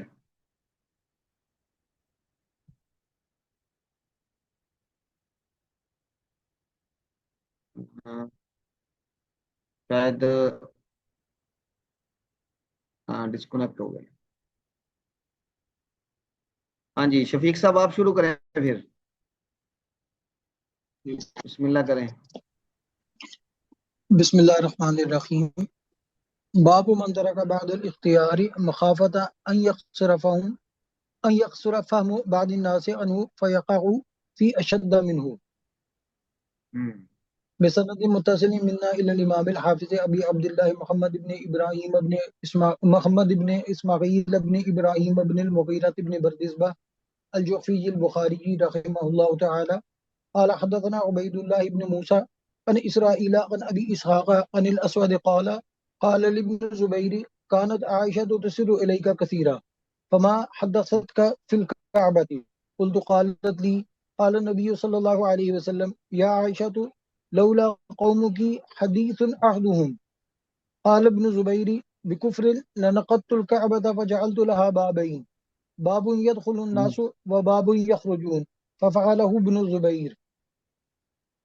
ہاں جی، تو یہ بڑی اہم بات ہے جو ابھی 2-3 ابواب میں امام بخاری کریں گے کہ اپنے بعض اختیار کو اس خوف سے چھوڑ دینا کہ لوگوں کا فہم قاصر ہو جائے گا اس کو سمجھنے سے. تو جب ان کا فہم قاصر ہو جائے گا، یعنی ان کے فہم میں بات نہیں آئے گی، تو پھر وہ اس سے زیادہ سخت یعنی فتنے میں پڑیں گے، اس سے زیادہ سخت بات میں پڑ جائیں گے. تو اس میں امام بخاری حضرت عائشہ کی یہ روایت لائے ہیں. یعنی ابن الزبیر ہے، عبداللہ بن زبیر یہ فرماتے ہیں کہ نہ، اسود کہتے ہیں کہ میں نے عبداللہ بن زبیر کو سے یہ پوچھا کہ حضرت عائشہ آپ سے بڑی راز کی باتیں کیا کرتی ہیں بہت ساری، تو کعبے کے بارے میں کیا انہوں نے بتایا تمہیں؟ انہوں نے کہا کہ حضرت عائشہ نے فرمایا کہ نبی کریم صلی اللہ علیہ وسلم نے ایک دفعہ فرمایا تھا کہ اے عائشہ لولا قوموں کی حدیث عہدہم، کہ اے عائشہ اگر آپ کی قوم کا نیا نیا زمانہ نہ ہوتا. حدیث عہدہم قال ابن الزبیر، عبداللہ بن زبیر کہتے ہیں بکفر، کفر کے ساتھ، یعنی ان کا کفر کو چھوڑنے کا بالکل قریب کا زمانہ نہ ہوتا. آپ یہ بھی کہہ لیں کہ کفر کے ساتھ ان کا تعلق یہ بالکل قریب کا نہ ہوتا. اب تو چھوڑ دیا، لیکن تھے تو وہ وہی نا، وہ اسی پر پلے بڑے تھے. لنقصت الکعبہ، کعبہ کو میں توڑتا، فجعلت لہا بابین، اس کے 2 دروازے بناتا، ایک سے لوگ داخل ہوتے اور ایک سے نکلا کرتے. تو حضرت عبداللہ ابن زبیر جب انہوں نے اپنی خلافت کا اعلان کیا یزید کے زمانے میں، یہ مکہ مکرمہ کی طرف چلے گئے تھے، حضرت حسین کوفہ کی طرف چلے گئے تھے، انہوں نے وہاں پر اپنی خلافت کا اعلان کر دیا تھا. تو انہوں نے پھر یہ کیا، یعنی کعبے کو دوبارہ تعمیر کیا اور اس میں 2 دروازے بنائے. ففعلہ ابن الزبیر. تو اس کا مطلب ہے کہ آپ صلی اللہ علیہ وسلم ایک بات کی خواہش رکھتے تھے اور آپ کو اختیار بھی تھا، لیکن لوگوں کے ناپسندیدگی یا لوگوں کے فتنے میں مبتلا ہونے کی وجہ سے آپ نے اپنا یہ اختیار استعمال نہیں کیا باوجود کوشش کے. اس کا مطلب ہے کہ ہر اختیار ہر وقت ایک ہی کیپیسٹی میں استعمال کرنے کے لیے نہیں ہوتا. آپ کے اختیار بھی سوسائٹی کے لیے ہیں، لوگوں کے فائدے کے لیے ہیں. تو جس میں لوگوں کا فائدہ ہو، سوسائٹی کا فائدہ ہو، وہ اختیار وہاں پر اس طرح استعمال کرنا، یہ بھی حکمت کی بات ہے جو آپ صلی اللہ علیہ وسلم نے یہاں پر سکھائی ہے. اچھا، یہ اگلی روایت بھی اسی قبیل سے ہے. ہاں جی شفیق صاحب. باب من خص بالعلم قوما دون قوم كراهية ألا يفهموا. وقال علي حدث الناس بما يعرفون أتحبون أن يكذب الله ورسوله. وبه قال حدثنا عبيد الله بن موسى عن معروف بن خربوز عن أبي الطفيل عن علي بذلك.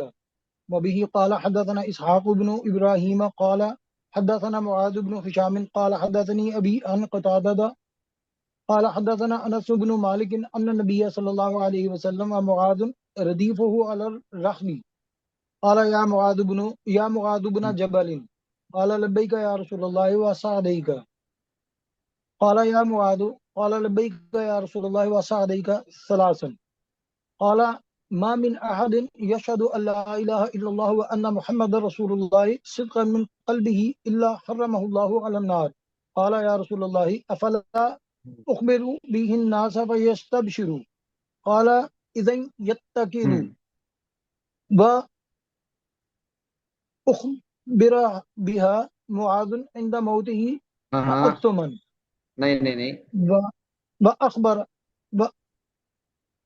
وأخبر بها معاذ عند موته تأثما. اخبرہ ہے یہ معاذ اس کے فاعلوں.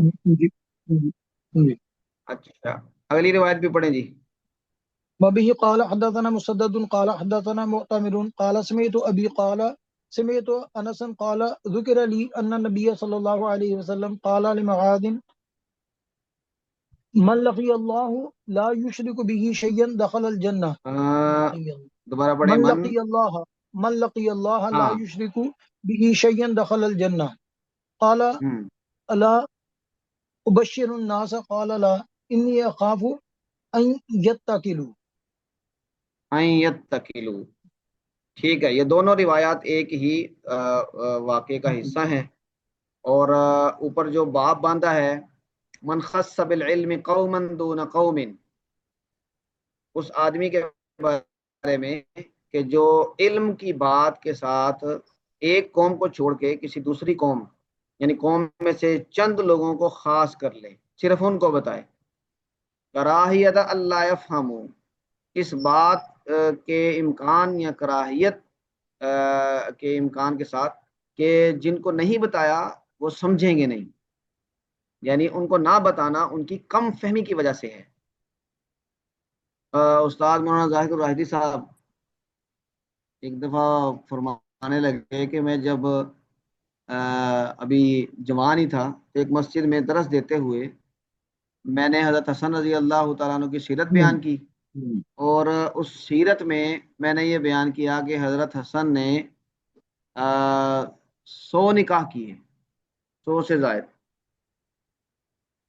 کہتے میں نے تو اپنی روح میں بیان کر دیا، لیکن جب درس ختم ہوا تو ایک آدمی اس پہ تبصرہ کرتے ہوئے کہتے ہیں آج سمجھ لگی ہے کہ انہوں نے خلافت کیوں چھڈی سی، انہوں کو تو ٹائم ہی کوئی نہیں سی. تو استاد جی کہتے ہیں کہ مجھے اسی وقت میں ٹھٹکا اور مجھے اپنی غلطی کا احساس ہوا کہ عوام میں بہت ساری ایسی باتیں بیان کرنے کی نہیں ہوتی کہ جن کے بارے میں عوام میں یعنی غلط تاثر پھیلنے کا اندیشہ ہو. تو کہتے ہیں اس کے بعد میں نے کبھی بھی کسی پبلک پلیٹ فارم پہ مسجد وغیرہ میں یہ بات بیان نہیں کی، یا اس طرح کی کوئی جو بات ہوتی ہے. تو ظاہری بات ہے کہ اس وقت کیا حالات تھے اور انہوں نے 100 نکاح کیے. اب یہ روایت بھی بعد میں نے تھوڑا سا دیکھا تو کچھ لوگوں کا یہ خیال ہے کہ یہ روایت درست نہیں ہے. تو یعنی اگر ایسی کوئی روایت درست بھی ہو تو اس کو عوامی مجلس میں بیان کرنا غلط تاثر چھوڑے گا، اور جو مقصد ہے چیزوں کا اس سے نظر ہٹا کے ایک ذیلی چیزوں کی طرف لوگوں کو بحث میں مبتلا کرے گا. تو مثلا اگر اصحاب کہف کا کتا کالا تھا کہ گورا تھا، اب یہ بحث اگر شروع ہو جائے اس کا مطلب ہے کہ وہ اصحاب کہف کا سارا واقعہ وہ پس منظر میں چلا گیا اور یہ والی بحث درمیان میں آ گئی. تو یہ بہت بڑا نقصان ہے. ہمارے ہاں بہت سارے علمی مجالس میں یہی ہوتا ہے، ایک بالکل ذیلی سی چیز پر بات شروع ہوتی ہے اور اس پہ ایسی سرپٹول ہوتی ہے کہ بس پھر وہ جو باقی کے سارے اسباق اور دین ہے وہ پس منظر میں چلا جاتا ہے۔ تو حضرت علی رضی اللہ تعالیٰ عنہ اسی حکمت کی طرف اشارہ فرمایا، حدث الناس بما یعرفون، لوگوں کو وہ بیان کرو جو ان کے معروف کے مطابق ہے، جو ان کے عرف کے مطابق ہے، جس سے وہ مانوس ہے، جو ان کی فہم پر بوجھ نہیں پڑتا، جس کو وہ اجنبی محسوس نہیں کرتے۔ اتحبون ان یکذب اللہ ورسولہ، کیا تم اس بات کو پسند کرتے ہو کہ اللہ اور اللہ کے رسول کی تکذیب کر دی جائے؟ ہمارے برصغیر کے تناظر میں اگر دیکھیں تو اگر آپ خواتین کی مجالس میں ایک سے زائد شادیوں کے فضائل بیان کرنا شروع کرتے ہیں تو وہ واعظ جو بیان کرنے والا ہے اس کا بھی کیا حال ہوگا، اور جو خواتین کی ذہنی کیفیت ہے وہ کس درجے میں جائے گی۔ ہو سکتا ہے کہ کوئی فیمنسٹ وہ کسی انتہائی درجے پر بھی چلی جائے۔ میں اس طرح کی بطور ایک مثال کے ہیں، اس طرح کے بہت سارے ہم مثالیں دے سکتے ہیں۔ تو اس کا مطلب یہ ہوا کہ موقع و محل کی مناسبت سے اگر آپ کسی بات کو بیان نہ بھی کریں تو یہ کوئی اتنا وہ نہیں ہے، معیوب نہیں ہے، بلکہ یہ حکمت کی بات ہے۔ امام ابن تیمیہ کے بارے میں ایک بڑے عالم ہیں، انہوں نے یہ تبصرہ کیا تھا کہ ان کے پاس ان کا علم ان کی عقل سے زیادہ ہے۔ وہ بیان کیا جاتا ہے کہ اگر ایک آدمی کے پاس 1 کلو علم ہے تو اس کو بیان کرنے کے لیے 40 کلو عقل چاہیے۔ تو یہ سب اسی قبیل سے ہے۔ تو یہ حضرت معاذ آپ صلی اللہ علیہ وسلم کے ساتھ سواری پر سوار تھے۔ انس بن مالک روایت کرتے ہیں تو آپ صلی اللہ علیہ وسلم نے حضرت معاذ کو مخاطب کیا، اور جب آپ کسی کو مخاطب کیا کرتے تھے تو وہ جواب اس طرح دیا کرتے تھے، لبیک یا رسول اللہ وسعدی۔ تو آپ نے اس روایت میں 2 دفعہ ہے، لیکن یہاں پہ سلاسن، اور ایک روایت میں 3 دفعہ عبارت ہے یہی والی، لبیک یا رسول اللہ وسعدی۔ تو پھر آپ صلی اللہ علیہ وسلم نے ان کو یہ فرمایا، تو کوئی آدمی بھی جو گواہی دے دے کہ اللہ کے علاوہ کوئی عبادت کے لائق نہیں اور محمد صلی اللہ علیہ وسلم اللہ کے رسول ہیں، صدقم من قلبہ، سچے دل کے ساتھ، تو اللہ اس پر آگ حرام کر دیتا ہے۔ اس کا مطلب ہے کہ جس نے لا الہ الا اللہ کلمہ پڑھ لیا اس پر آگ حرام ہے۔ تو انہوں نے درخواست کی، اللہ کے رسول میں یہ لوگوں کو نہ بتاؤں، وہ اس کو اچھا سمجھیں گے، خوشخبری سمجھیں گے۔ تو آپ نے فرمایا کہ نہیں، نہ بتاؤ، اذن یتکلوا، وہ اس پر تکیہ کر لیں گے، وہ اعمال کرنا چھوڑ دیں گے۔ میں کلمہ تے پڑھ لیا ہے، اسی ان جنتی ہیں۔ اور حضرت معاذ نے یہ نہیں بتایا تو وہ اپنے بالکل وفات کے وقت انہوں نے بتایا، یہ بات بتائی تعصمن، یہ باب تفعل ہے، اور باب تفعل کی ایک خاصیت ہے سلب ماخذ۔ سلب ماخذ کا مطلب یہ ہوتا ہے کہ اس لفظ کا جو مغز ہے اس کو نکال دینا۔ تو تعصمن یہ اسم سے بنا ہے، اس کا مطلب ہوتا ہے گناہ۔ تو تعصمن کا ہم ترجمہ یہ کریں گے کہ گناہ سے بچنے کے لیے انہوں نے تعصمن یعنی اپنے آپ کو کتمان علم کے گناہ سے بچانے کے لیے بالکل آخری وقت یہ بات بتا دی، لیکن ساری زندگی نہیں بتائی۔ اور اسی کا ایک طریق یہ بھی ہے، من لقی اللہ لا یشرک بہ شیئا دخل الجنہ، جو اللہ سے اس حالت میں ملے کہ اس نے اللہ کے ساتھ کسی کو شریک نہیں کیا وہ جنت میں جائے گا۔ تو انہوں نے کہا کہ کیا میں لوگوں کو خوشخبری نہ دوں؟ آپ نے فرمایا کہ انی اخاف ان یتکلوا، وہ اسی شرک سے بچنے پر فوکس کریں گے اور اعمال نہیں کریں گے، اسی پر تکیہ کر لیں گے۔ تو اس اعمال خود مقصود ہیں، تو اس مقصود سے اجتناب یا اس مقصود کی طرف سے سستی میں مبتلا ہونے سے بچانے کے لیے لوگوں کو نہ بتاؤ۔ ہاں جہاں پر فہم و فراست والے لوگ ہوں ان کو بتاؤ، جیسے کہ آپ صلی اللہ علیہ وسلم نے حضرت معاذ کو بتا دیا۔ ہاں جی، ہمارا وقت ختم ہوا، لیکن ہمارا یہ کچھ احادیث رہتی ہیں تو ہم پھر انہیں اگلی کلاس میں جلدی جلدی پڑھ کے تو کتاب الغزوات یہ شروع کریں گے۔ اور کن کے ذمے تھا یہ؟ حضرت سسٹر عائشہ اور حالہ خان، سسٹر شفقت وغیرہ کے ذمے تھا. تو آپ ذرا، میں گروپ میں بھی میسج کر دیتا ہوں، تو آپ بھی ذرا ان کو یعنی یاد کروا دیں کہ اگلی کلاس میں اس کی تیاری کر کے آئیں. تو انشاءاللہ العزیز ہم اگلی کلاس میں غزوات والا پورشن شروع کریں گے انشاءاللہ. ہاں جی، کسی سے سوال ہو تو بسم اللہ، مگر نہ ہمارا وقت ختم ہوا. آج کافی لمبی کلاس ہو گئی. اس کا بھی مشورہ دے دیں کہ کیا اس کے درمیان میں ہمیں کچھ وقفہ رکھنا چاہیے یا پھر ایسے ہی چلے لمبی کلاس.